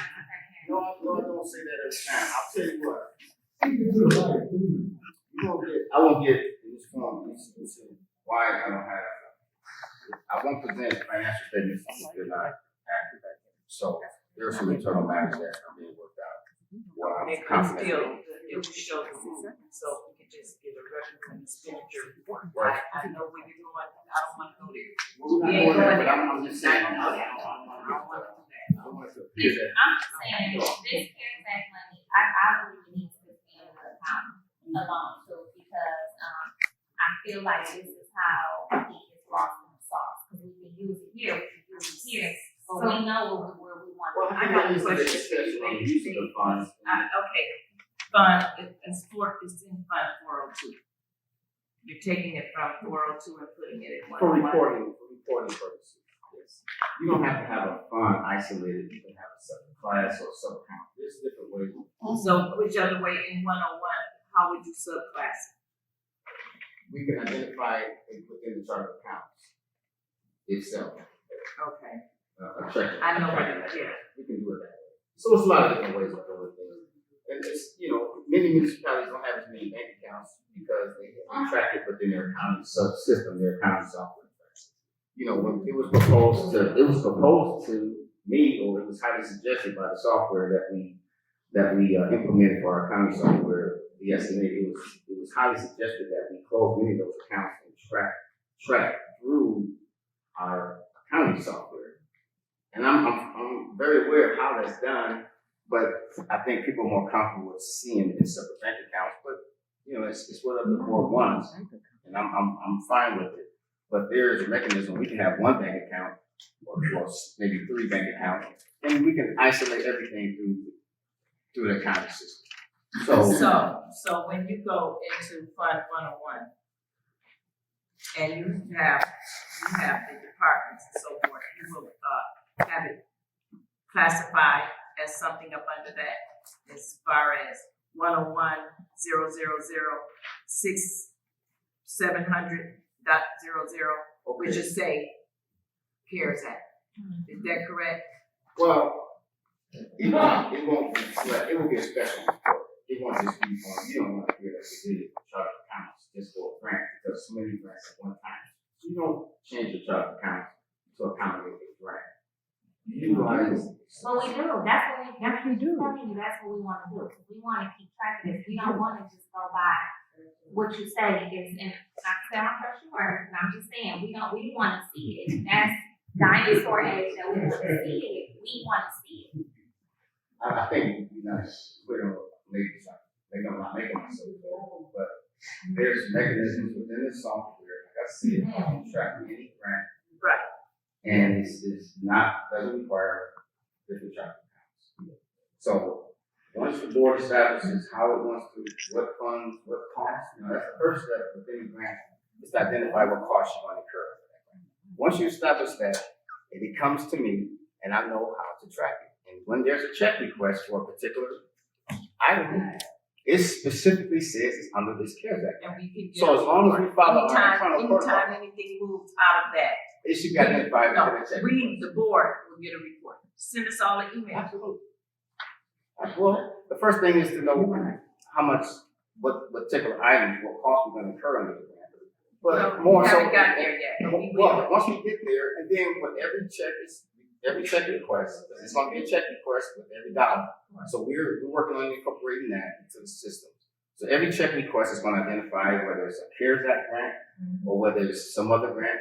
That's the whole purpose of us incorporating, some of the things that we're doing now. So, in that request itself, it should reflect what amount of funds are available afterwards. So we got So to make basically, you're gonna be able to see it in the system, but we're not gonna be able to see it on paper. If you don't want to see it, this way, I can provide a report on the CARES Act grant. The software. I'm sorry. That's all I was saying. Yeah, I just want a report. I'm Along with the revenue expenditure. That's it. Mr. Cunningham, I have a question what you just said regarding you need to know how the money's gonna be spent before you can place it in the account. That doesn't make sense. Well, I put it like this, it makes sense for there to be a budget for the grant. I'm not sure if you've read what the requirements are, but we don't have to allocate, we have till 2025 to allocate that money. So if we don't allocate it till 2025, then it sits in the bank account. No reporting necessary. it's sitting In the bank. in the general fund. There's a way we can treat that money as, it's a lot of different ways to reflect grants that have not been fulfilled. We can treat it as a unencumbered grant. It'll just sit on the financial statements as a liability. So it's different ways to accommodate. I'm open to whatever the board wants. I'll you know, we can tweak it, you know, for reports and so on and so forth, you know, whatever you guys require.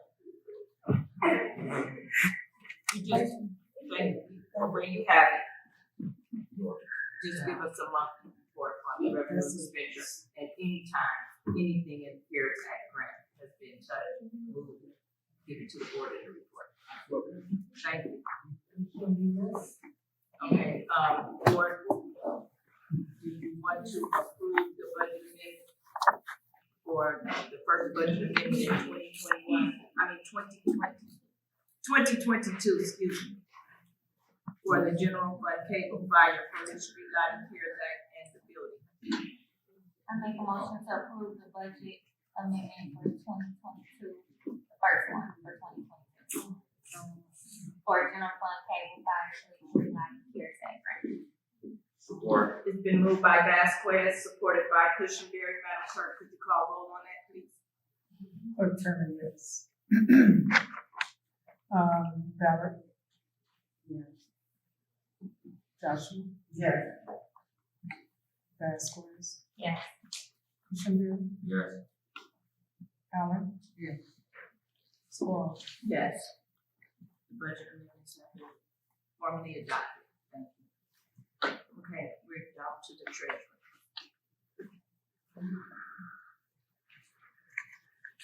Oh, is that correct? Yeah, clerk, no item, sorry.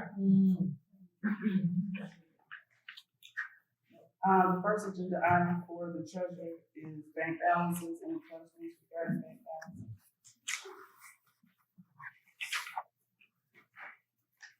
Can I ask you something? Can you spearhead, the meetings for, because you know, I talked to you about these bank balances today, or yesterday.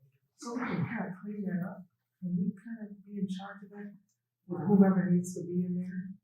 Because we got a lot of little things open, 3,000, 13,000, 52,000, that kind of thing. Can you spearhead that? Well, I think it needs to be a part of, the finance department, as well as the township manager.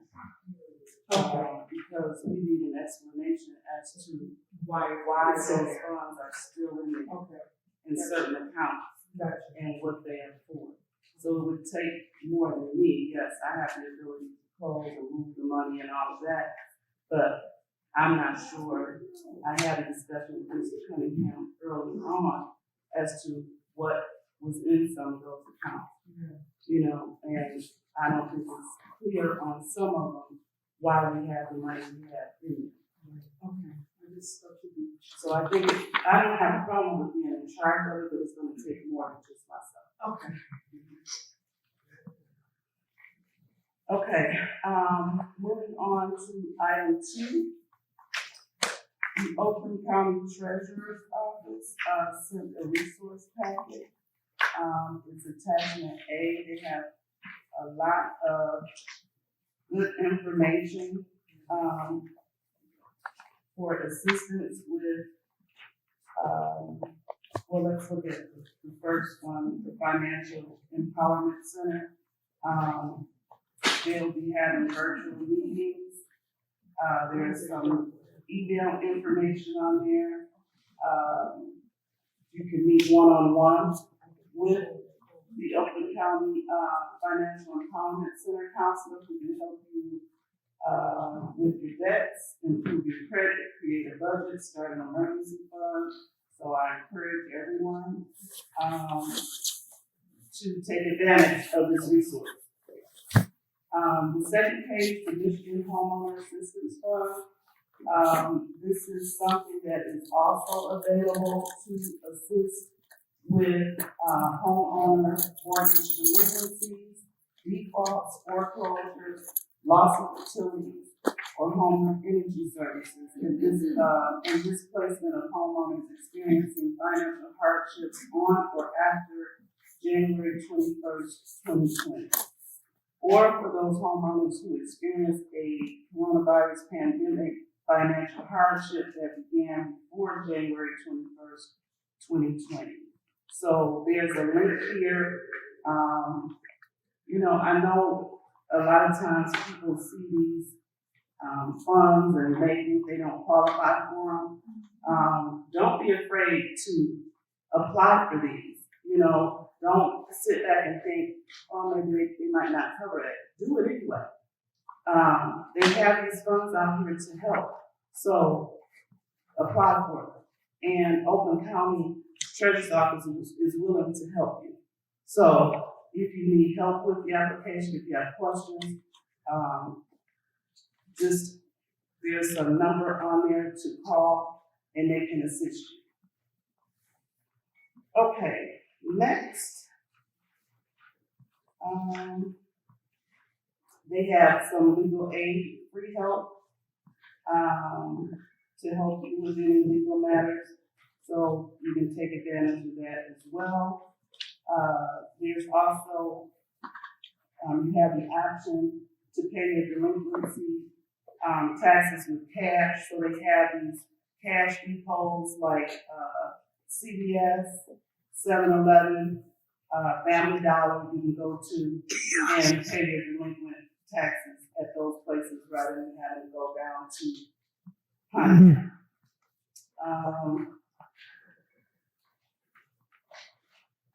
2021, just some more good information. You can take a look at that. Frequently asked questions.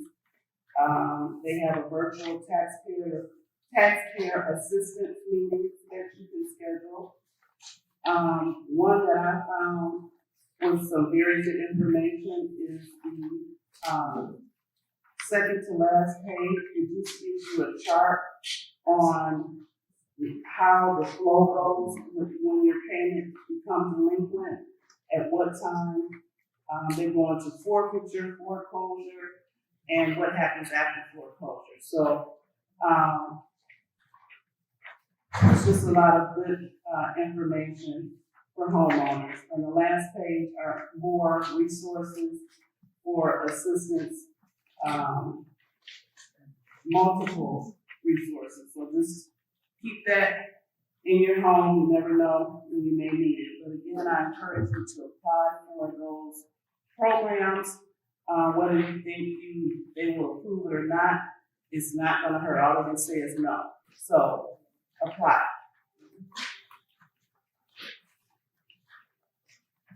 Okay, so next on my agenda is the update on the resident special assessment refunds and determination of funds used for police and building fund accounts. So we just heard from Mr. Cunningham, and he can correct me if I'm wrong. So the monies that were taken out of the police fund is being put back. Is that what I heard you say? We're budgeting a tax refund for the public, tax dollars that we have. No, that wasn't my question. So you provided us a summary of activities from January 2015 to December 31st of monies that were taken out of the police fund. Those monies are being put back into the application. I haven't gotten direction on whether they're going to, what amount exactly of those funds that were expended will be put back. So that wasn't one of the amendments? Well, we one of the amendments was to utilize all the funds that are in the bank. We know at a minimum that those funds are going to be refunded. Anything above that, if we do refund those funds, those dollars that are on that schedule that you're making reference to, that's going to be additional dollars out of the general fund's coffers. So by the minimum, we know that we're going to zero out the police fund, fire fund. Those are being refunded based on what cash are in those accounts. If we have to refund greater than that, it comes out of general fund. So, I understand that, but I thought in your amendment, I haven't gotten a specific determination just yet as to exactly how much is going to be refunded. Not to the penny, not whether they're going to allow those costs that were expended to have to be repaid. I need something official for me to to do, to make that. So I guess what was the amendment for the police fund? The amendment was to refund what cash was in that account. You know that at a minimum, because that amount is less than what the original tax collection is. It's not known exactly how much is going to be paid to the public. Right. Was it the original tax collection? Or is it going to be some of those allowed costs? There were some, some of the breakdown. Right, So that hasn't been established to me just yet. okay. I thought that was part of the amendment. I thought that's what you said, that the money that was taken out of that account was going to be transferred back in. So that wasn't I haven't. part of that. No, I haven't got. I need an official determination. Thank you. So is there any determination on the funds used from the police and building fund accounts? What's going to be done with those? Mr. Cunningham provided that to the board, and I haven't heard anything more from it. I'm not sure who's working on it. So can the board tell me, Supervisor Squalls, or who exactly is working on the refunds and determining if this money that was taken out of the account should have been taken out?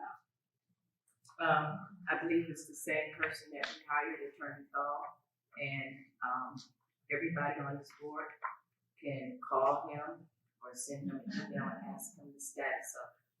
I haven't gotten anything from him, so I guess he's still working on it. I did call him. I just know that he said he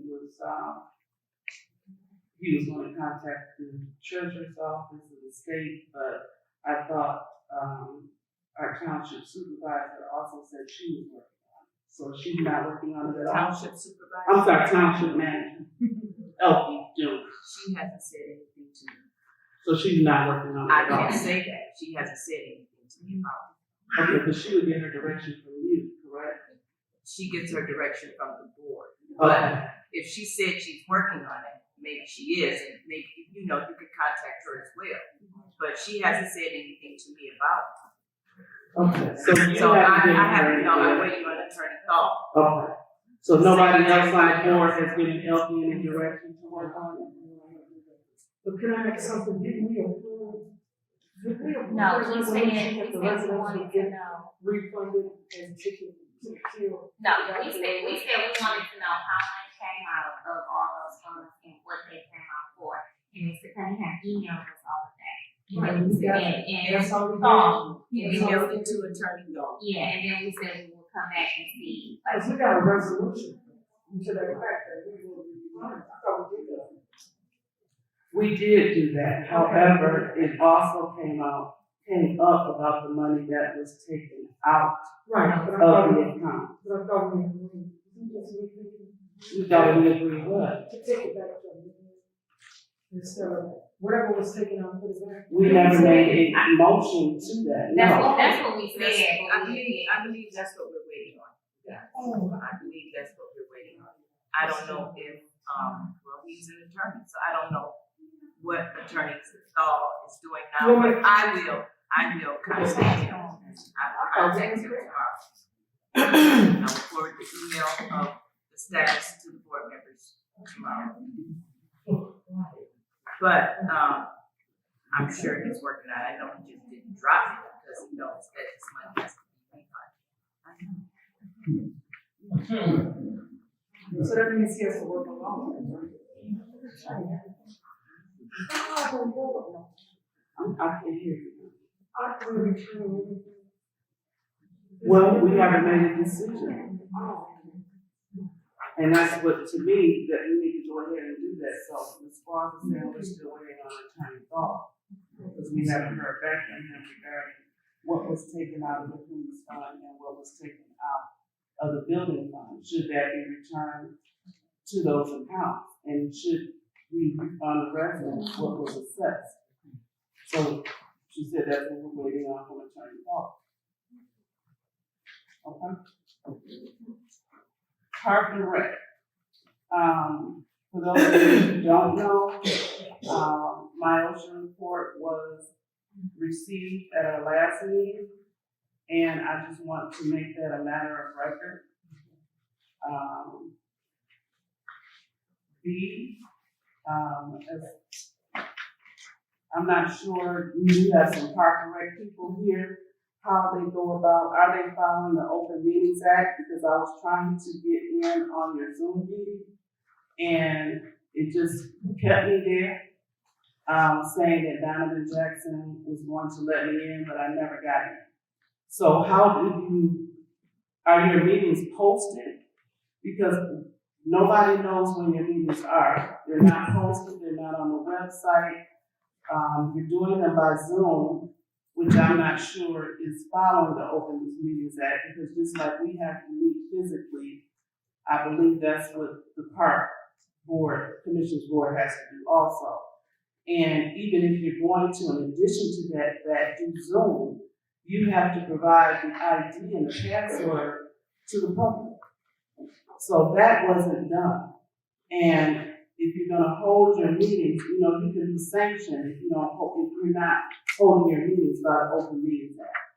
So I'm just letting the people that are on the Park and Rec Board know from this point on, if you can follow the Open Meeting Act, so that there aren't any actions filed against the Park and Commission Board for not following the Open Meetings Act. They need to be posted, they need to be put on the website, and you are supposed to have physical meetings.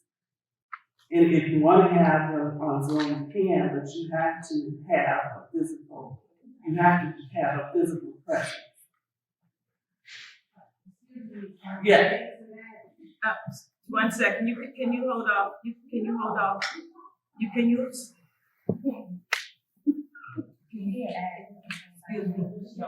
Excuse me, I know, can you hold off till we get to the whole Parks and Rec, till she completes, item C and all of that, if you don't mind? You want me to Yes, continue. Okay, so C, we've had 3 reports, from Hubble Rock and Park and whoever the people were regarding rec.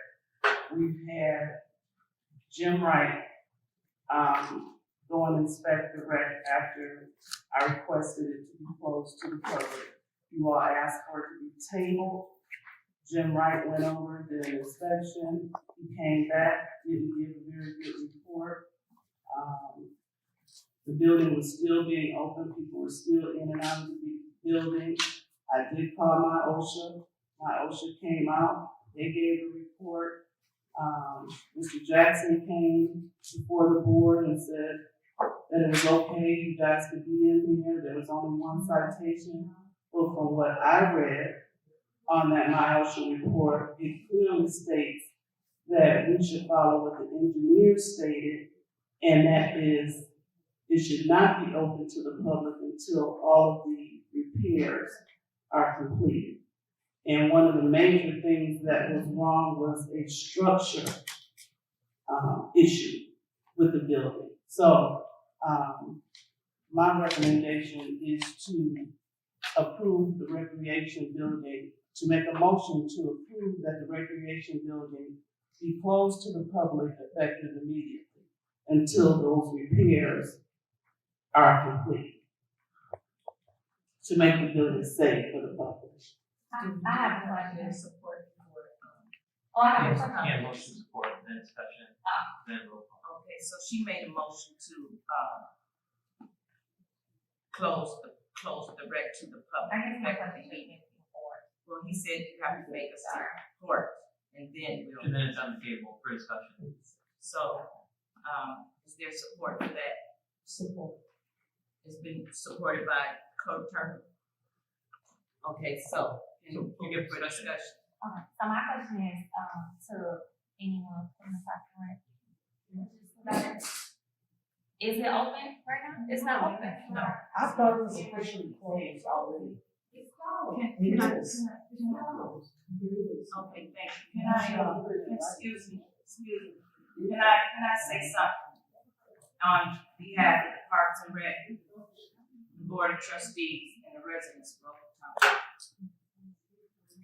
We've had, the Parks and Rec has met with the building official, Jim Wright, to try to open the building for the 3 rooms on the right and the gymnasium. They had an extensive meeting. I was in on that meeting. He will walk them through what needs to be done to open the gym, the 3 rooms on the right, and their office, so that they can physically hold their board meetings there. But until then, I recommend that they use room 210. Okay. Now, let me say this. We come to find out that MyOSHA is not a report. The MyOSHA is a complaint, and this is what you call a response to the complaint. Jim Wright said that they have a couple of things to do first, and that is to answer the MyOSHA. There's 3 things on there, and one is the asbestos survey. They have to get quotes for all the things that they're going to do. They're going to, and the second thing is the classes, that whoever is going to be over that building, which would be normally the director and a facilitator, but they don't have a facilitator at this time. So the director has already scheduled training of the classes. Now, in that complaint and the response to it, they had a time limit of February the 25th. They were not really aware of what that complaint really was about.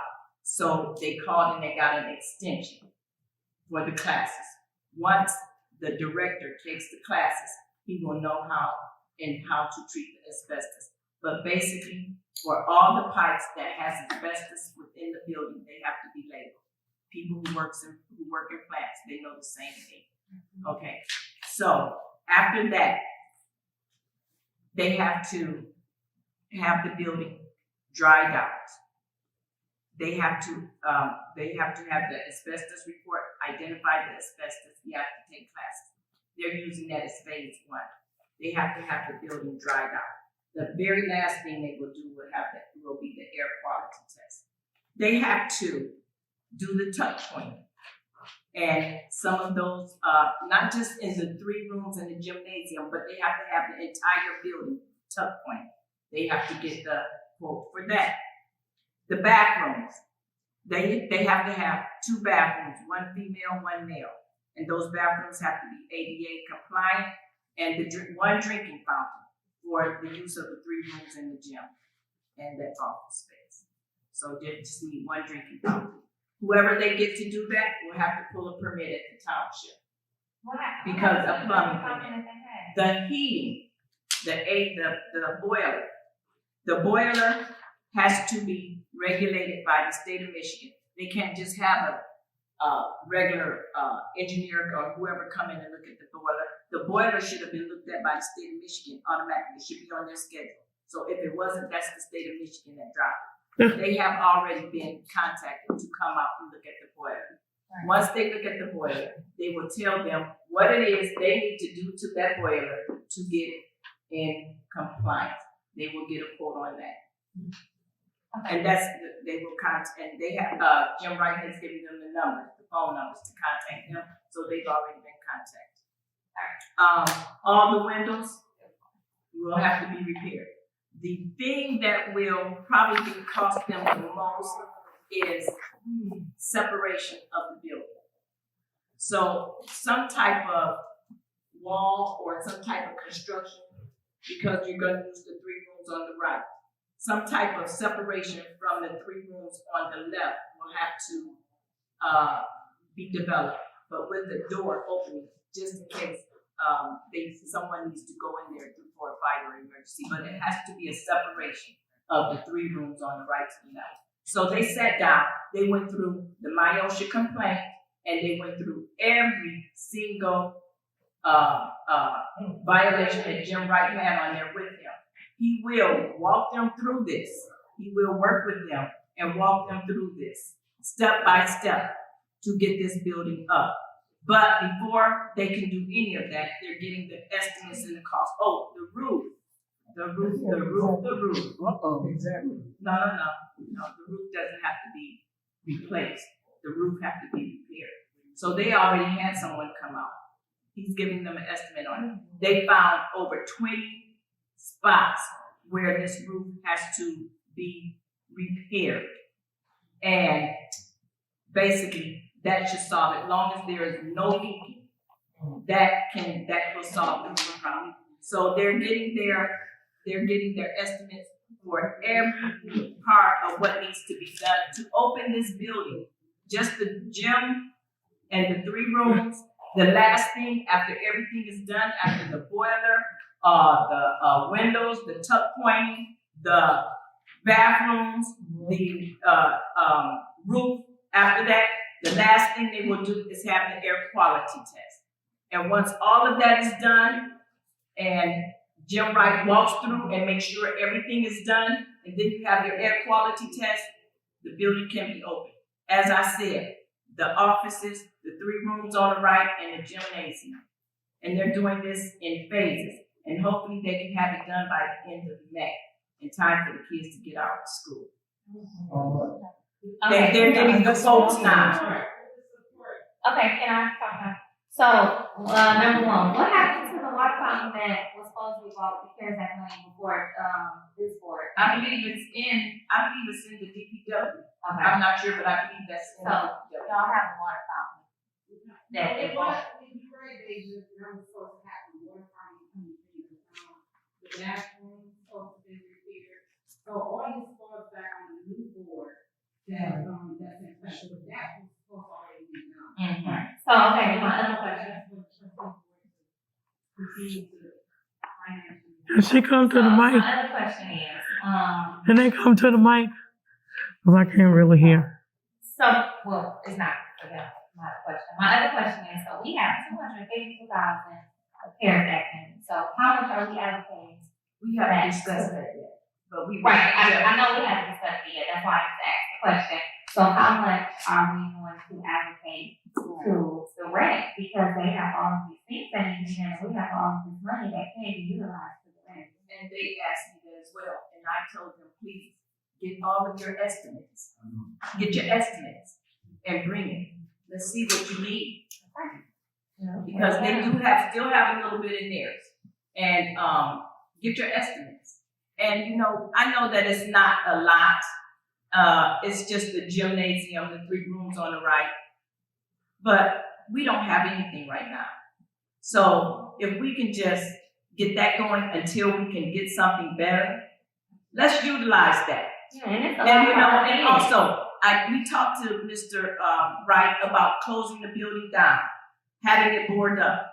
He said you still have to, well, if you close it down, that's what you're gonna do. He said, guess what did he say?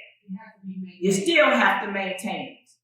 So either way it goes, you put a little bit of money in it, get it open for your kids and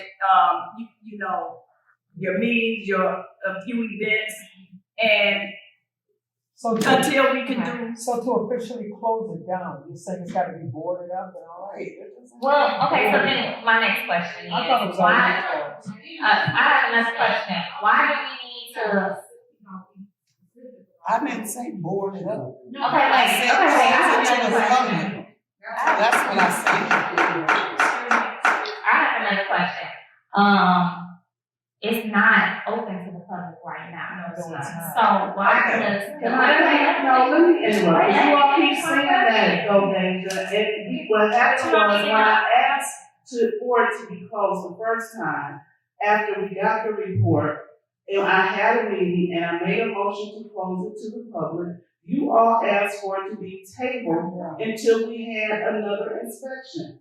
Jim Wright went and inspected it. He came back talking about Legionnaires' disease, all of this stuff. It never was brought back to the board whether it should be open or not. And people calling saying that there's still people going in and out of the building.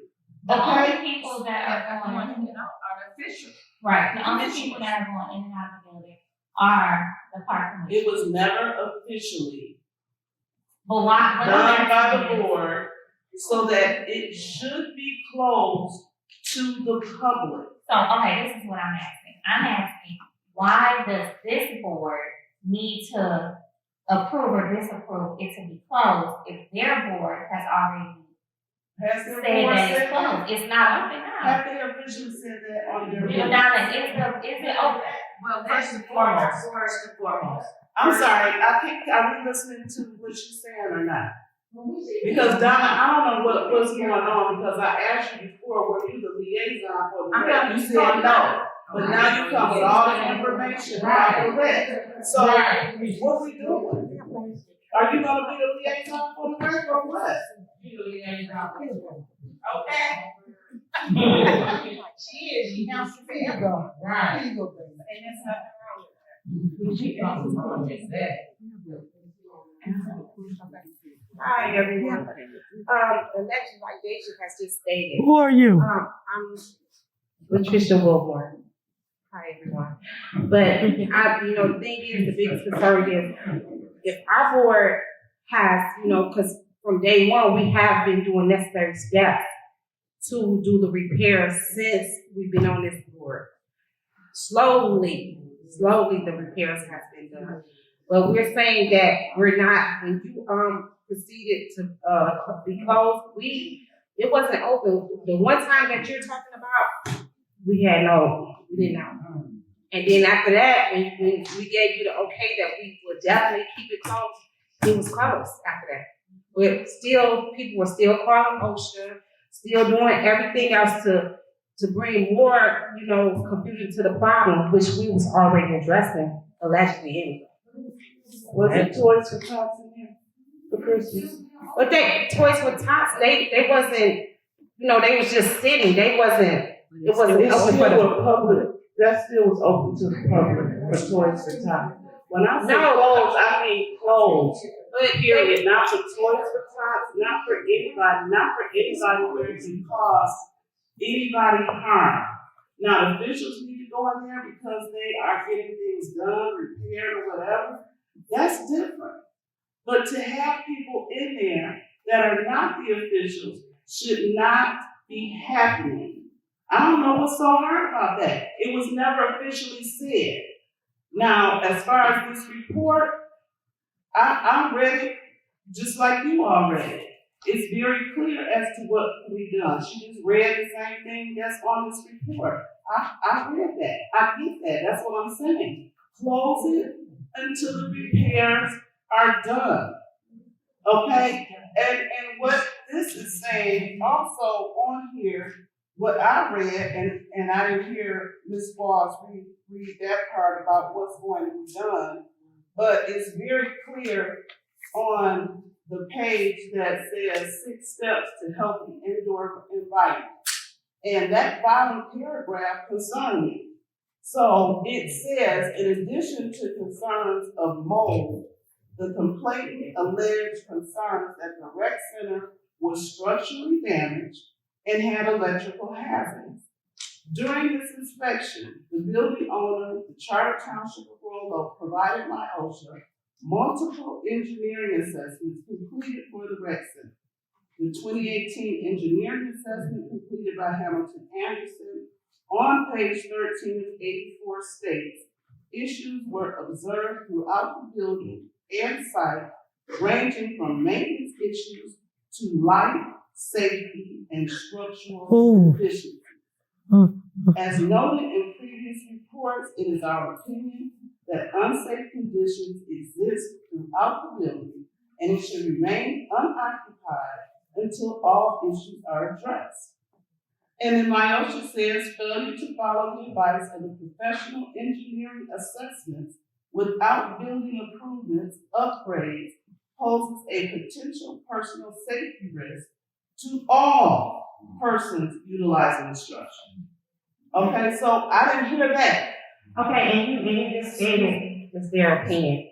So that being said, I'm just saying to you is that we are, literally doing the necessary steps to repair this building.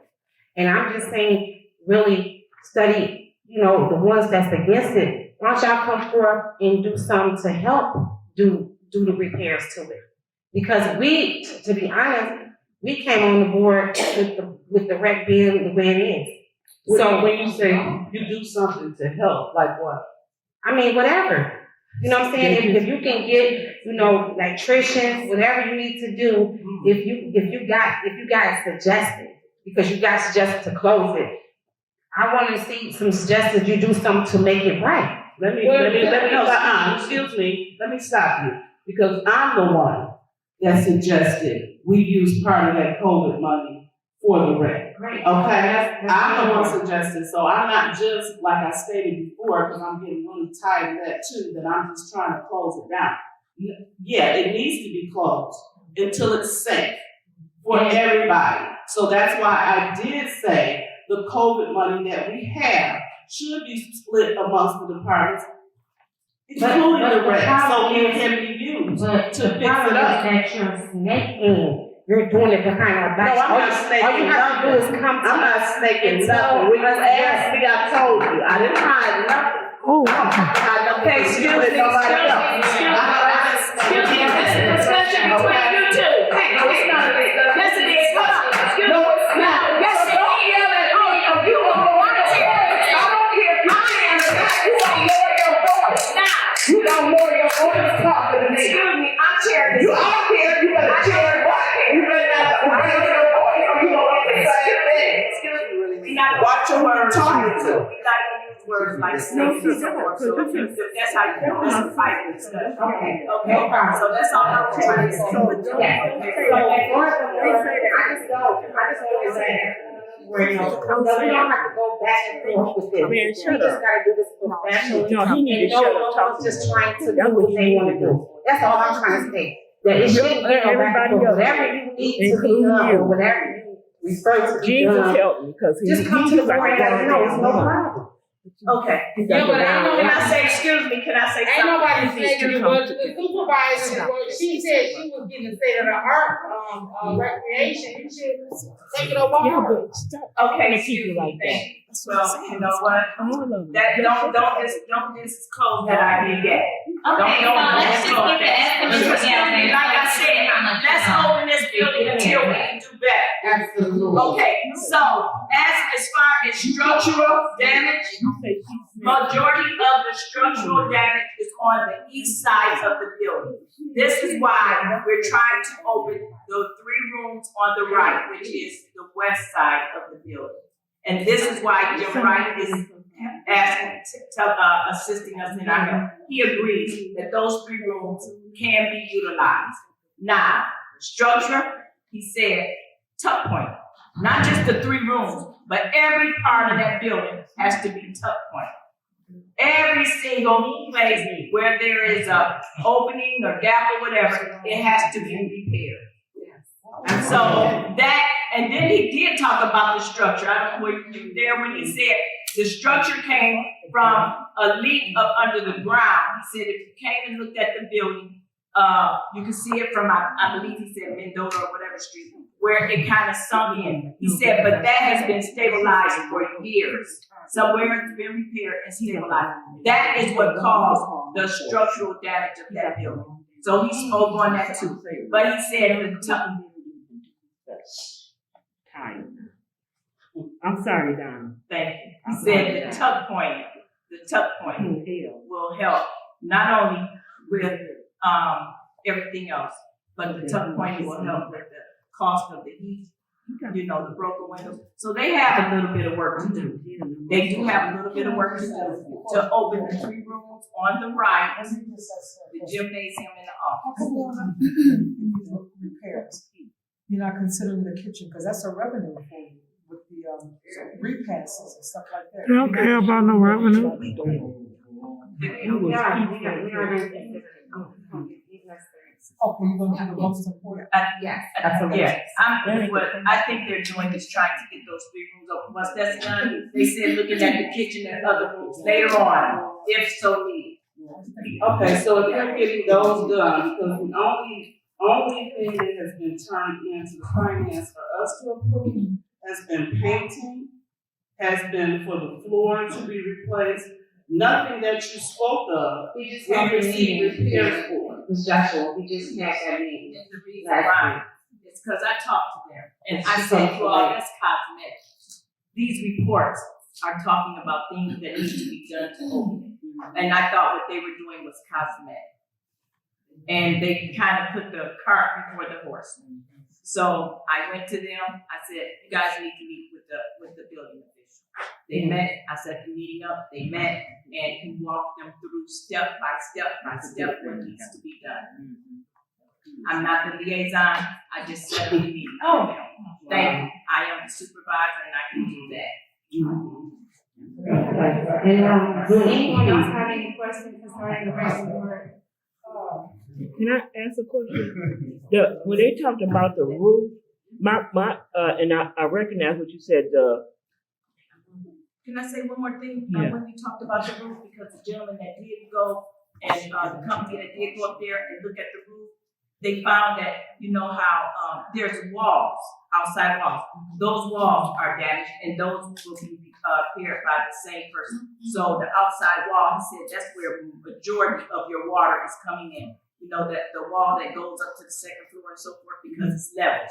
So those, they looked at that, they took pictures of everything, they came back and they showed it to, I know you had left to Donovan. Yeah, so he saw everything, over 20-something pictures of repairs that need to be done there. okay, so my question was with the roof, and from the report of the other people that came in, talk about legendary disease and things like that, and just from my experience dealing with home repairs, when you have a roof that has that much damage or that many holes, all that water and stuff is in there. So when you're saying repair, is it gonna be stripped all the way down, the boards replaced, as well as all around the circumference of the foundation? Because the roof is actually the foundation of the building. So if all of that is up there, is all of that gonna be replaced to make sure that there's no black mold, no asbestos, that everything is done? You know what I'm saying? Okay, so that is this type of roof is different than like a home roof or even a roof in my business. These type of roofs, if you have seen them, they have millions of rocks on them. I understand. Those rocks My were, sister, and then the roofer explained to me what those rocks were. Yes. So there's not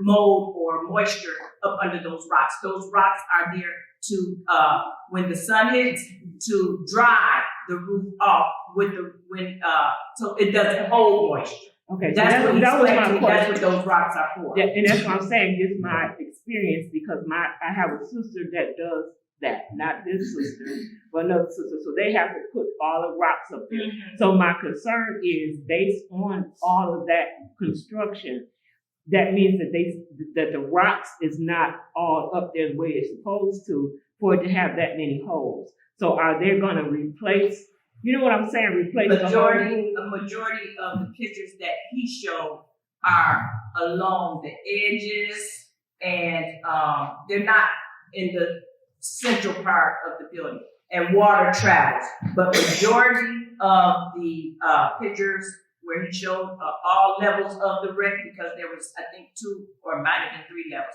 are basically all along the edges and where everything has been torn up. Actually, what needs to happen, I think, if this is the purpose of the rocks and they have protected the majority of the roof, that they may need more rocks around the edges. That's my point is that it appears that all those rocks need to be removed. Make sure that there's no holes in there. Right? I asked him about that. He said there's no way. Only way you will remove those many rocks is if you're going to do a complete tear off. Because once you begin to remove the rocks, you're tearing it. Right. So you're saying that doesn't need to happen? Yes, that's the only way. So you're saying that doesn't need to happen for this? No. That's when you're getting into the hundreds of thousands. Yeah, how much is the wreck on? They're getting estimates. I don't know. Once they have the estimates, we will let you know. You guys, hold on.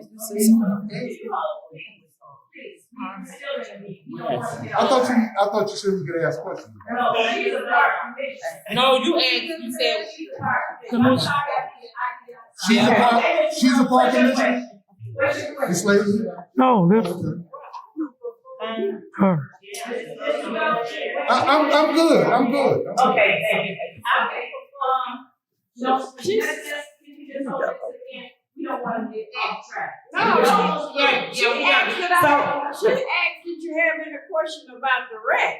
Yes, she did. What I'm saying is, it ain't closed. They had a repair 3 weeks ago. No, not true. Yes, you did. Yes, you did. Now, so anyhow, Nina, to go to your question, see how stuff just get, that's what I'm talking about, see how stuff just get all twisted. That's why I don't, but to answer your question about, it was a plumber in there too, stop the leak. Dave Plumbing, it's on there, cause I just had a little interview with, Mr. Cunningham about all the contractors that is being paid and knowing they not just for the floors and for the paint. There's other contractors in there as well. Am I right, Mr. Cunningham? Okay. So anyway, you can ask, you can let the board. Now they had the repairs right up there. Somebody just got to tell us. In December. It may close. I don't think nobody against the rec being open. We just want it to be safe. That's all. No, we definitely want it to be safe. Yeah. What day was the recap? We just want to stay there. We want to stay there. You know what? What day was the recap? Because okay. Oh, sorry. Because I had a bunch of cars parked in the parking lot a couple weeks ago. My daughter had a party and we had the cars parked. They told me that the people couldn't afford to have it nowhere else. Because I told them, I said, they don't have nothing there. They had a repast there now, I'm telling you. It was a repast. You know what she's talking about? Okay, Lord, okay, it's been moved and supported. Excuse me. It's so corrupt. We didn't want to do it. Come on. Somebody get hurt up in there, then what y'all gonna do? Everybody ready to go right there. Somebody had to open the door. Let's just get the right together. Walk in there. Excuse me.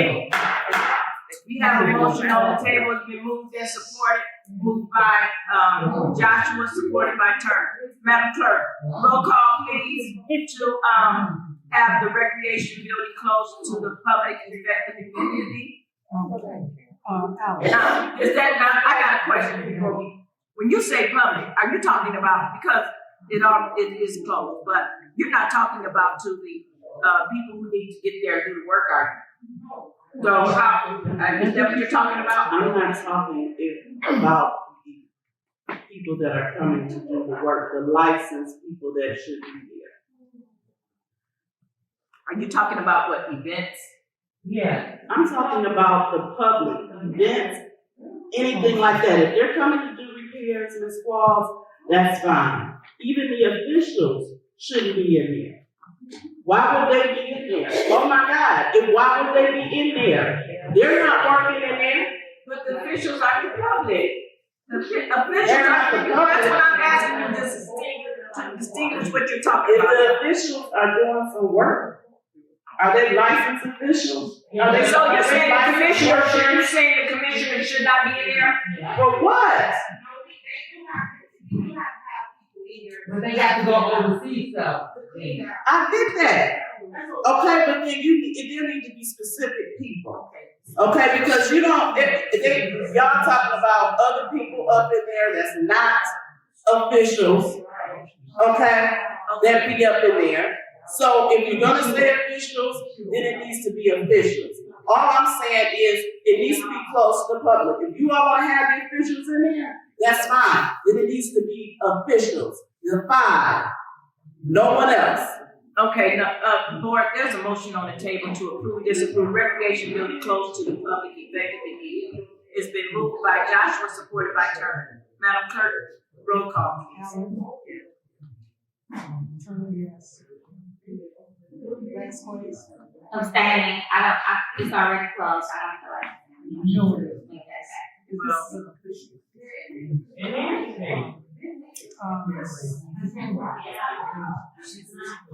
Does she have to go?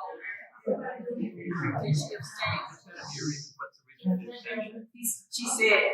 He asked what was your reason? She said because it's already closed. I'm confused about it. It's already closed. Their board has already closed it. I don't understand why our board is closed it when their board It's already closed. Or that they have a position because there's some sort of reason, like a conflict or some sort of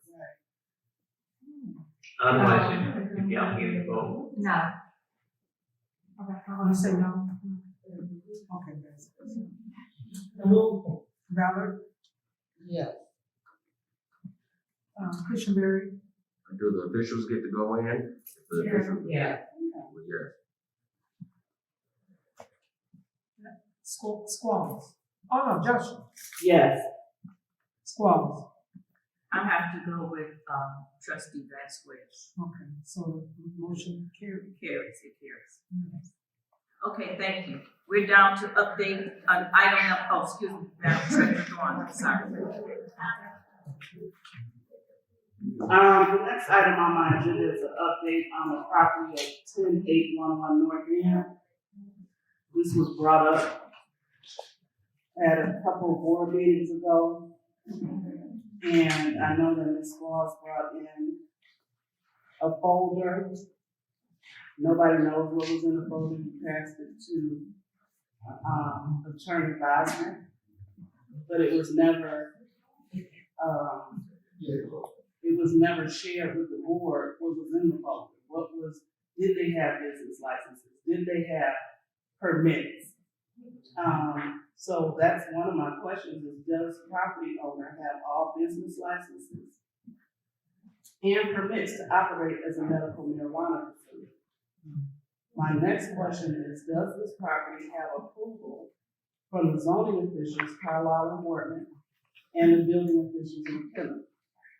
And C, has property been inspected by code enforcement to ensure it is operating under the Charter Township of Royal Oaks medical marijuana regulations and ordinance?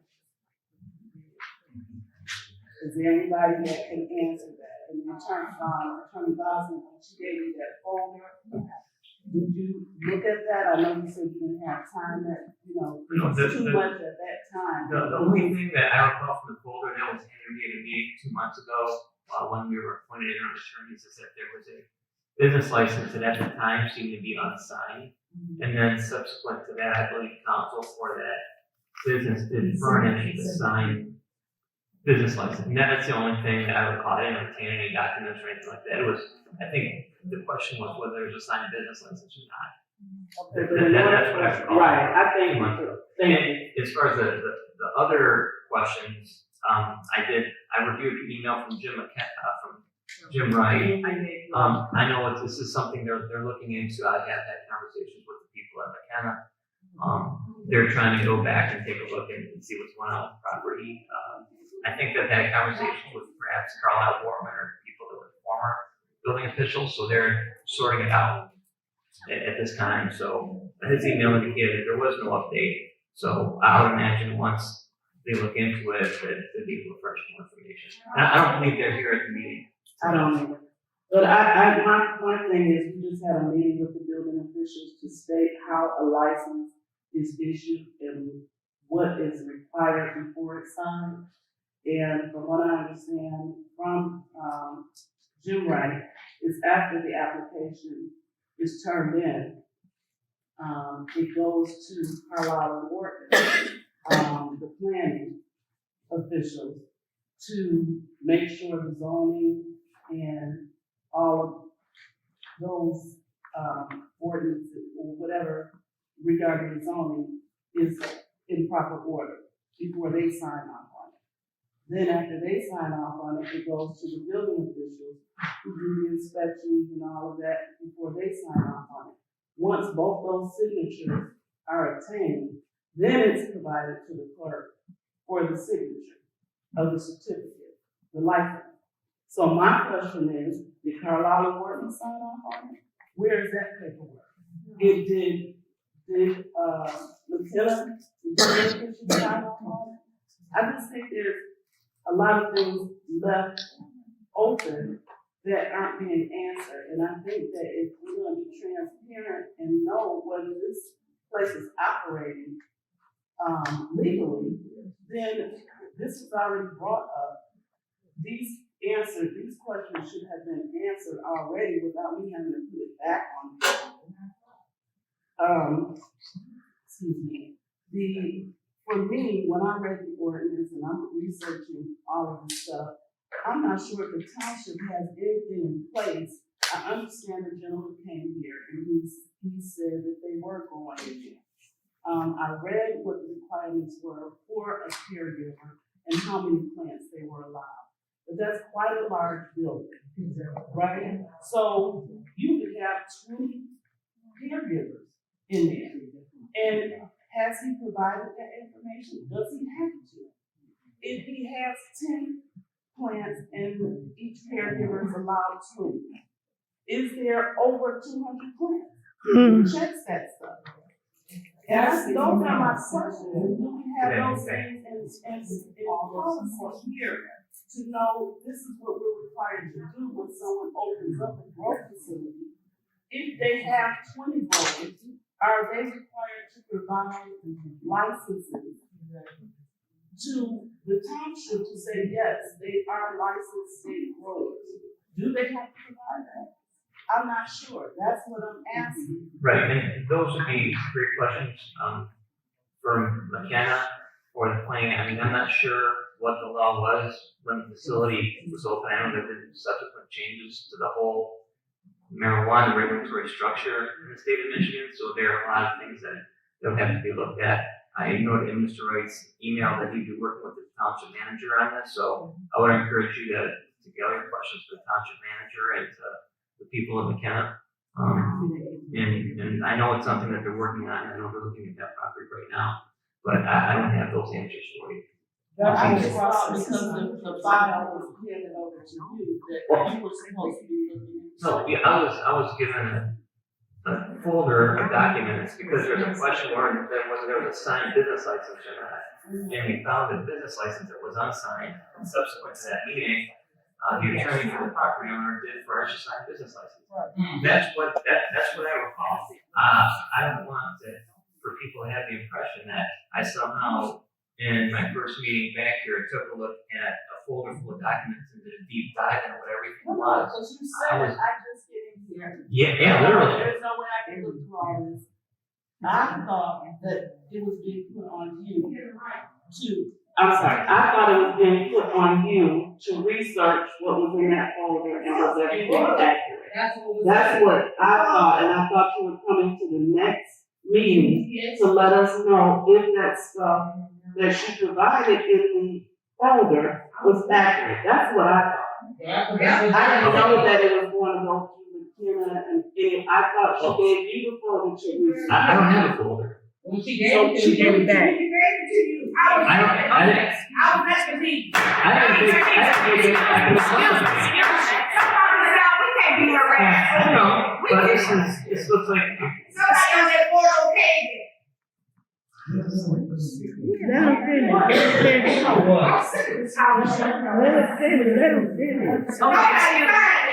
Somebody just walk in there. Excuse me. Tell me somebody that okay that. Then this is wrong. Can you please? One second. Okay, so, excuse me.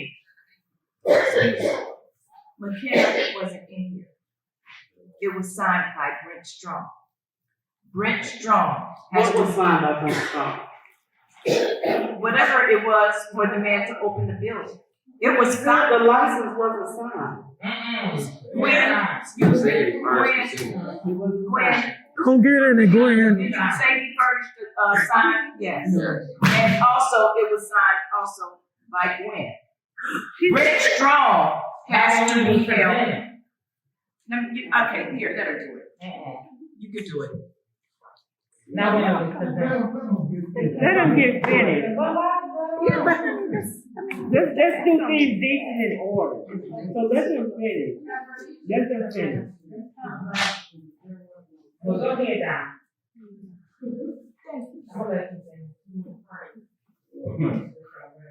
Brent Strong has to be held accountable.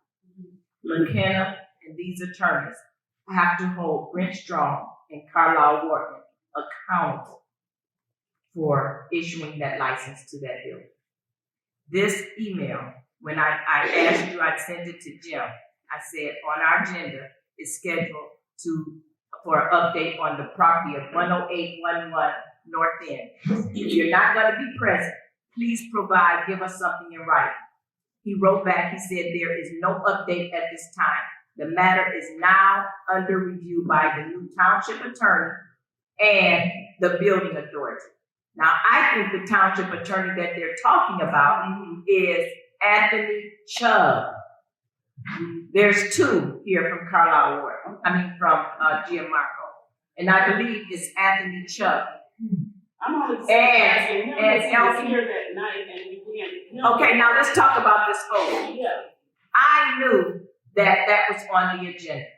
I told our building official to leave it in the hallway in my office. And I brought it down here that night. I had never had hands on it 10 minutes before the meeting. Brought it down here and gave it to the attorney. I didn't even look into it in the folder. So to just say like it was kept in my office, that folder is kept in the building department. And I told her, I said, bring the folder down here, leave it in my office. I got it and I brought it down here and gave it to the attorney. It's not nothing that I had in my office, nothing that I do, sign or anything. I didn't even look in it. I was very surprised when they stood up there and they said it wasn't signed because I hadn't even looked in it. But it is up under review, as it says, by the building official and the township attorney. And I believe, and what they should do is hold Carlisle Ward in account.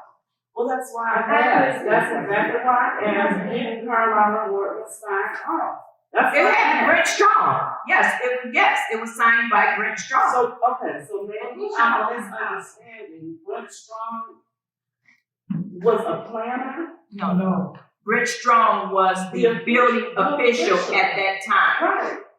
So and Stacy was the code enforcement officer. Right, but I'm talking about the planners, Carlisle Ward and Dave Skirtle is the planner.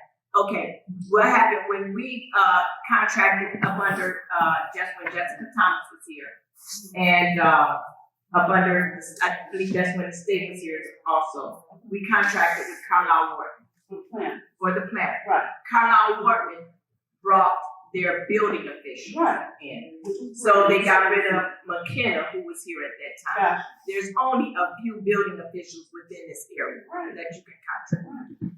So got rid of McKenna. Carlisle Wardman came in at a cheaper price, cheaper rate. There was some complaints that I had.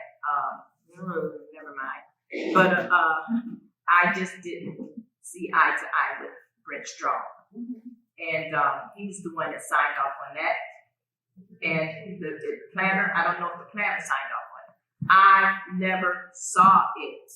I picked it up and I brought it down here and I gave it to the attorney. Okay. Well, that's not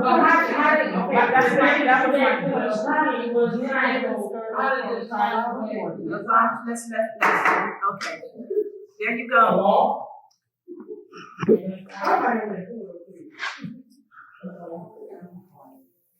I can't hear it to me. Who's getting paid? Okay, y'all, can I please finish, because I'm trying to get to the bottom of this too. Because people keep asking me and I want to get answers.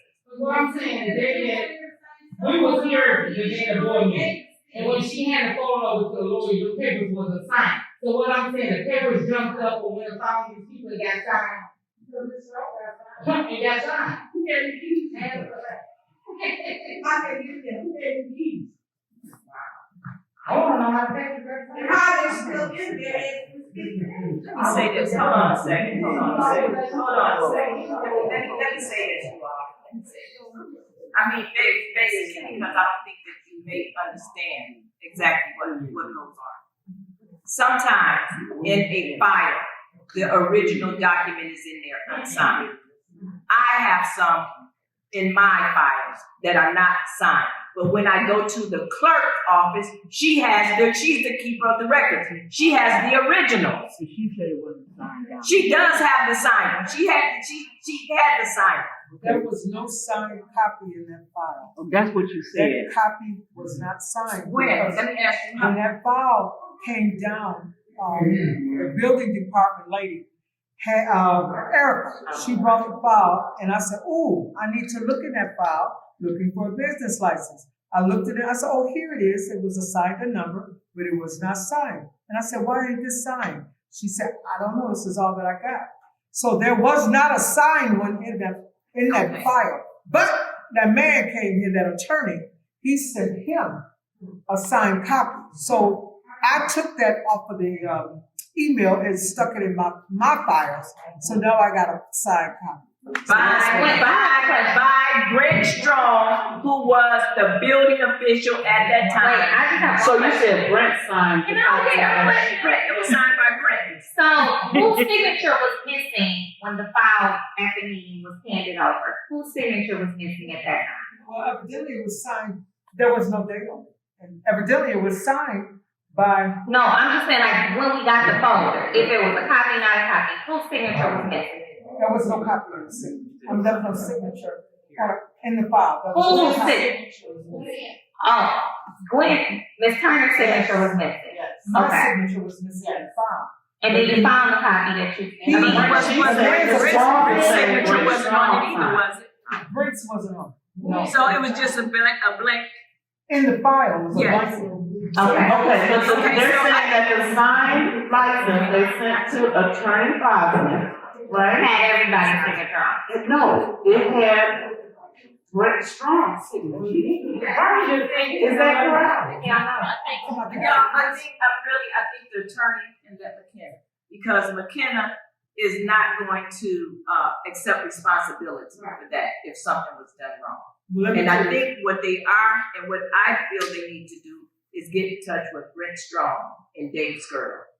Because at that time, they were the ones that was responsible for that. So Ms. Wall, on a license, is there only one signature or is there three signatures? One signature. There's one signature. On the So if application. you're saying that Brent Strong signed the license, then that's not a valid license. He didn't sign that license. It looked like it was me. Okay. Not on the license. No. There's I never saw on it. the application. I never saw it. There's I three handed it over signatures. to the attorneys. I let the attorneys. If we and get the building official department do in their work. order, we won't have this problem. That's As we right. had that meeting, you was there, we That's don't right. handle this. Because I don't like how it's being handled. And I never did, because the clerk is supposed to bring everything to this board when there's a new business license and a new business. Right. I And it never was- get or see anything. And I'm gonna let that go. Well, that's why when we had that meeting, when that had that meeting, Jim Wright explained the process to us of how it should go. That's the way. That's how I know Exactly. that Carlisle Warren was supposed to Exactly. sign as the planners, Exactly. and then McKenna or whoever Carlisle Brent Strong was our building inspection, then he was supposed to sign. Once we had those signatures, then it was supposed to be given to Ms. Turner to sign. So I'm asking, do we have anything that the planner signed and that the building inspector signed? And for me, with this whole marijuana thing, I think the township needs to get more educated on what we need to do. That's what I when see these too. facilities are here. I just If said we're gonna that have today.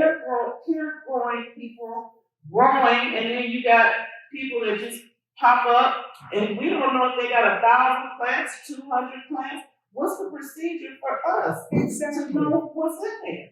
So I think we have to get better educated as to what we need to do to make sure it's being ran properly. We got that money, let's get somebody. So since there's no update at this time, when will we have an update? It doesn't say when we'll have an update. So, I was going to be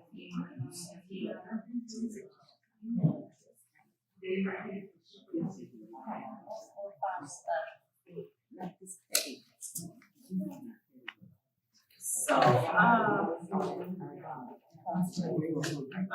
committee. The accounts payable for 228 totals.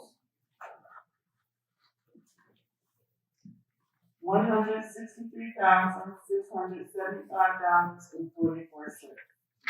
So I'd like to make a motion to approve accounts payable We have a copy of that? I'm sorry. No. Should have made a copy. Could you please, repeat that? Yes, I'm sorry. I should have made, we just approved these yesterday. We did, they hot on the press. Yeah. Accounts payable is for 2/28/22.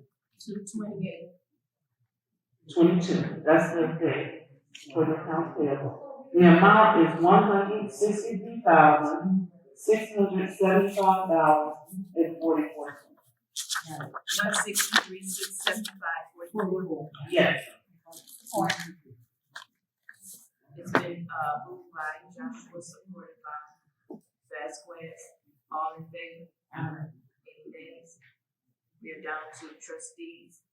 I just have an update. As everyone probably knows, I have children who attend Ferndale Public Schools. So I had a talk with the Ferndale High School principal, the vice principal. The principal knew she wanted to attend this meeting, but she had another meeting, so she'll attend our next meeting. She is asking for more participation from parents in Willow Township. They stated a great, they talked about how Ferndale should really be named Willow Township because we make up almost 70% of the school population. And they talked about how, they have basically parents run Ferndale Public Schools and they want more input from us so that we can have say so in the school and how it's being ran. So we talked about some things that we can put together, how they can get more parent participation, how they can be more active in our community. How would they be more active? Ferndale High School and middle school. What? Who can be more active? Oh, so they want to know how Ferndale Public Schools can be more active in our community. So, I mean, if you have, just send them up. We used to have a liaison between the school, I was, back in the day. I used to go to meetings and, we had different organizations and stuff went out in the newsletter asking that makes sense, yeah. to do things. I don't know what you do. Maybe they can host one of your meetings here. Yeah. Instead of us having always to go there, they can come to us. Absolutely. So, and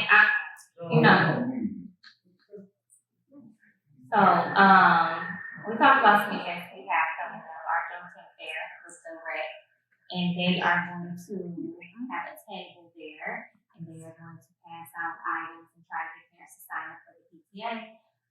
Maybe attend the meetings and things like that, but whatever else. And I got a feeling that they really, really want our participation. They have a lot of changes going on, and they want Willow Township to be a good voice in those changes. That's awesome. Were downstairs and the word got out prior, I think they would have a better time. Yeah. That's I think that probably have to so we got the renovation. Yeah. That's what we're gonna do. Yeah, I'm not telling. Okay, I just say this with Ferndale because Dr. Bosby has been here. And I know we had a meeting with Dr. Bosby and Donovan regarding why the grant is being fixed up using grant. And at first they seemed really open to that. But then the wrestling team was going on. So now that the wrestling is over, I think that should be brought back up to her. So that the rec can use the grant facility. There's nothing that's going on. That's an idea. And she did say when we had a meeting, she did say, she has to let Ferndale schools use their events triumph ours, of course, because Ferndale Recreation Center is close too, and they're trying to use all their spaces. And she told them absolutely not. But she told Donovan, we'll work it out when, the rest of the team is in there. So Y'all better hurry up, she leaving. yeah. Oh, I know. I would say Again, another one. Superintendent, she's leaving Ferndale. Dr. Bosby? yeah. I didn't know it was public information. Lord have mercy. So, okay, so saying all that to say, the principals of the schools are basically on edge because they don't know if they're going to get a superintendent like Dr. Bosky. So, and because Dr. Bosky is very open to the township and very accepting, that's why they basically are pulling on our parents to step up and step in because they know that we make up the schools. So we can control the schools. We just have to be more vocal. Yeah.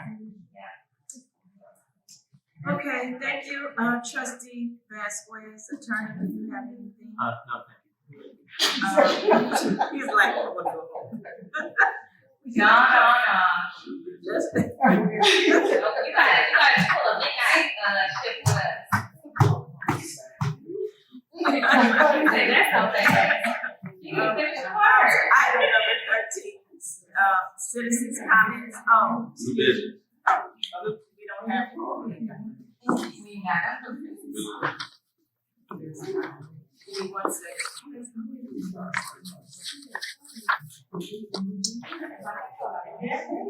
Okay, citizens' comments, you have 3 minutes, please.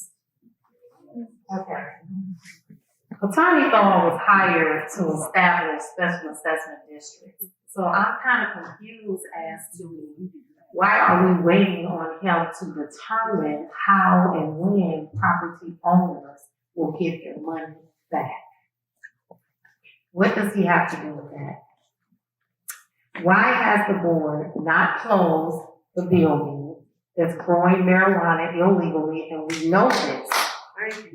We don't need the police. We don't need attorneys. All we need is what our supervisor is, which is the chief operator of buildings. Who's responsible for paying the $3 billion grant that we just approved if the money somehow ends up in a different account, or if it's not used for something, for what it's supposed to be used for?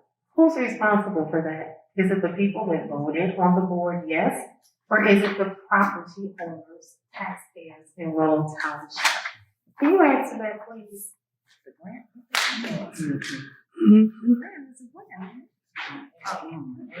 Okay, thank you.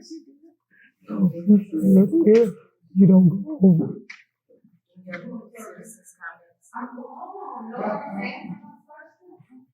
I have a comment. I've been sitting here listening to the board, and all I've heard is in comments.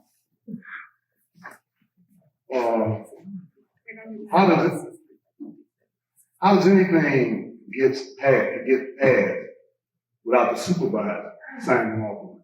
I don't understand. There are many departments here that I'm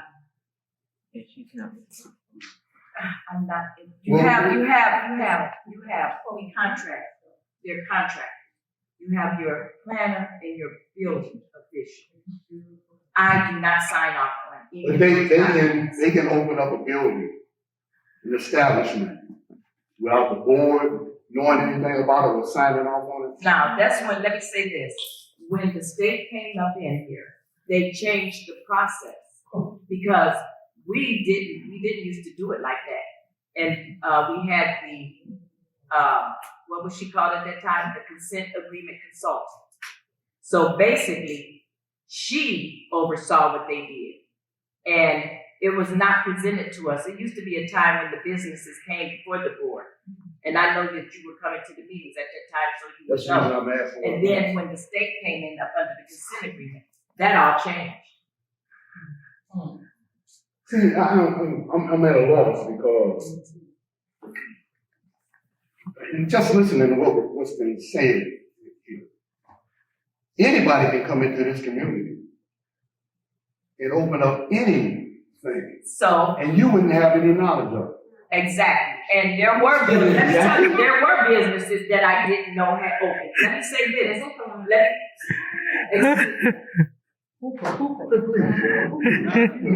Okay, so what I was told by the building department is that if it is within the boundaries findings and the zoning and everything else, the board could not say no, that we would be sued because of it. So they knew, the building department knows what is allowed and what is not allowed in here. That is why they did not need our okay. But when they come before us again, because they're going to come before us, it's not for us to give our okay, our blessings. It is for us to know what's coming in here. Is the township getting any revenue from this estate? No, but Mr. Now, let me say this, and attorney, I just don't want to go in on this marijuana because we're gonna have an open forum where everybody, excuse me, please, the whole township should be educated on marijuana. So I'm learning. Okay. This is citizen comment, right? I beg your pardon? This is citizen comment, right? Yes. Okay, can I finish my comment? Yes, because. Yeah, I know, because I'm running out of time. And one of the reasons why I'm saying what I'm saying, and this is sending mixed messages to the community. And I'm not speaking up for any entity at all, but this board and the powers that be stood fastly to block the marijuana installation at Mill Farm. You knew everything about that, but nobody knows anything about this joint behind me. And I mean, you can sit there and make all those faces, but that doesn't go well with You the didn't ask community. me what I knew about it. Huh? You didn't ask me what I knew about it. I know that I know that it is a caregiver's facility. I know that you can even have caregivers in your home. People grow in their home under caregivers. Well, they have X amount of number of caregivers Yes. growing marijuana. Yes. In that establishment. Yes. And they have sections. Yes. Everybody's renting a section, right? And our building official was supposed to have known this and know exactly what to do. The problem that I have with that is that we're not getting a dime. The community's not getting anything. I don't understand that. I mean, where is the blowback on this place that other facility got? I don't understand. You know, that would have generated revenue for the township. And it had to come before you guys. You had to sign off on it. It had to go before the attorney to sign off on it. That would have been money that we would have got. We're not getting a dime from this place, and they're generating a lot of money here. I mean, it's mind-boggling to me. It's mind-boggling to me to deal with the rec. I heard opposition on the rec being open. Some people wanted it torn down. Now you want it open with 3 rooms and a gym. How much money is that going to cost? It doesn't make any sense. It does. And the board, where's the input from the board? Only 2 people are speaking. Those 2 ladies there. You got all these other board members not saying nothing. You know, y'all gotta get it together. For real. You know, just the same way with our reform. I don't understand that. Why do we have to wait on this guy to determine when we get our money? Everybody sit there like a bump on the wall. You know, and I don't have anything against you. But I don't understand why he's even here. I really don't, man. I mean, you're all right with me. You're doing what you do. But they have a problem with you. They've been having a problem with you for years. Yeah. Why is he still here? He's switching them up. He has one. Yeah, you sit there and make faces all you want to, but it's crazy. Excuse me. I understand what you're doing. You don't understand. Yeah, that's no personal. Do you understand what you're doing? Mr. Welch, can you wait to after, please? Okay, thank you. Can I just say something, please? Because we made it was very, you guys made it very clear, and you all voted. Excuse me, people, I need everybody to please just tone it down for a minute.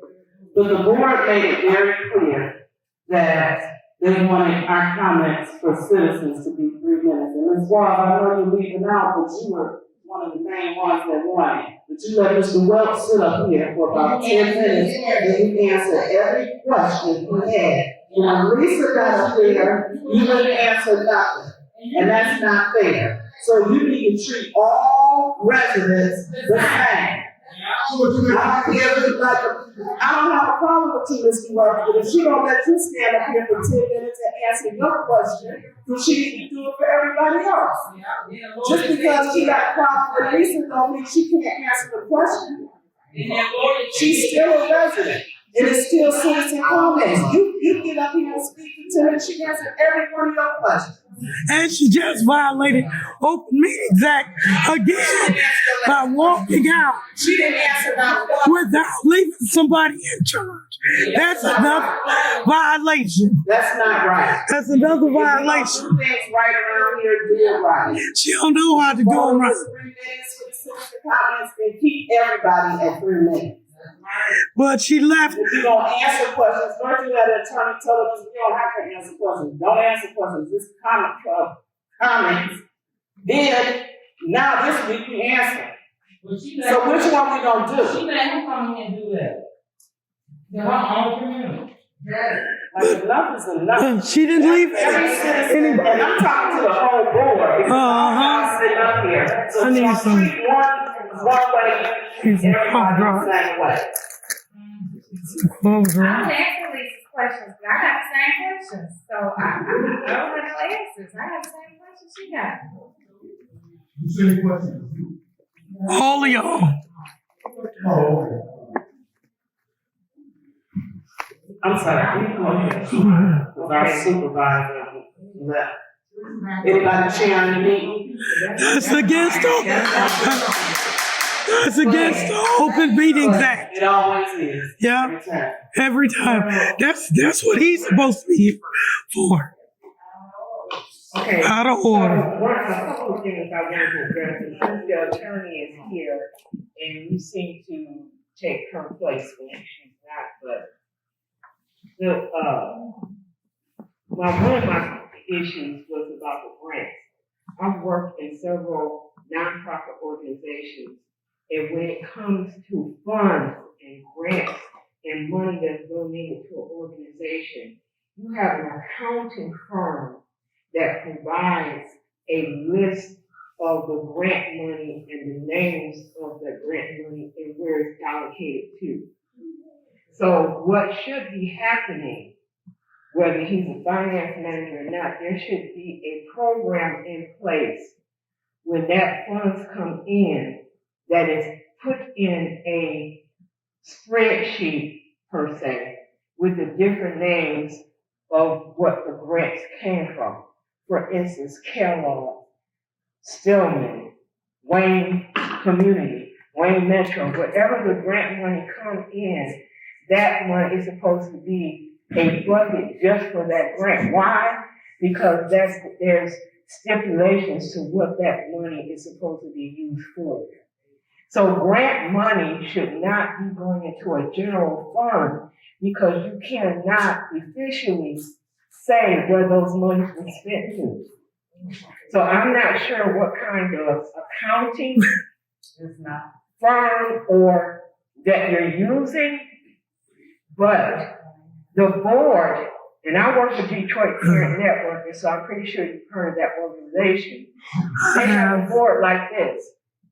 So every time they have a board meeting, that they have a finance committee, and then those expenditures is given to the board. The board has to know every dime that is spent and where it's going to. So no monies, citizens, should be going or being taken out and spent somewhere else without it being allocated and shown properly. So I'm not sure, I have nothing against Mr. Cunningham, I was looking at her. but I have experience in the accounting and grant organizations, and that's not how it's done. So I know he got upset and said he know what he's doing. I know But I know Shalonda. personally I know that how Shalonda he's who used to showing the funds is not Detroit proper, Parent it's not Network. accurate. I know Shalonda Because Buckman. the grants have Shalonda stipulations. Buckman used to run. So I wanted to say that. Trust- And since everybody else got 3 minutes, I'm gonna take more. I know you proud. If the structure for the lead and removing of the money, one of the things they brought up was if there was money left over. The gentleman, this tall gentleman said that they would be the ones who's regulating the funds. So what I wanted to be ensured is that this $3 million, no one on this board, or the finance person, I should say, has anything to do with that money. Because what they said was, if some changes, or if something was done, you spent the money the wrong way. That means that this board, or the finance person has hands on the money. That should be handled by the state or someone who's appointed just to handle this $400 million. So attorney, you looking straight ahead. I want to know, put a bond out. If they go over the 3-4, are we liable as citizens? That's right. If they spent over Yes. that amount of money. And with You looking there with a blank look on your face? and with inflation being at about 30%, they are going over. Come on, let's answer, please. Bond counsel was here from Dickinson Wright.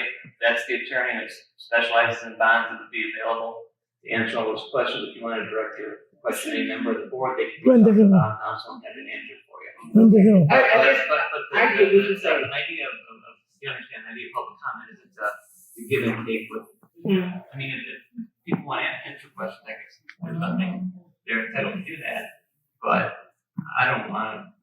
Well, if you can't answer the question, I get it, but do you understand my question? I understand what you're asking, but there's bond counsel that is working and specializing in that area. She was here earlier.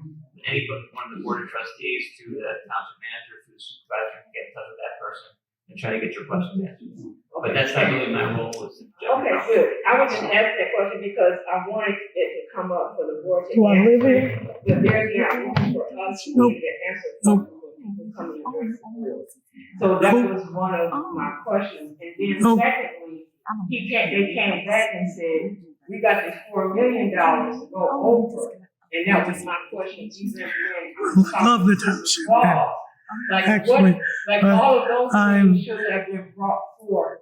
for lack of a Before better word, it an was activist, a adopted. social You understand justice what I'm saying? activist, Like, all and of I these was kind of asked to come questions should have some to things go. were If going you on. spend less Or money, with what happens to the money if you spend less money? Like, is that money, do we get it, Well, I do we got keep it and use it for something else, or does it go back to the state? So it was several questions, you know. I have the answer. So we approved for Health and Welfare Clerk to look over that to make sure we don't go over that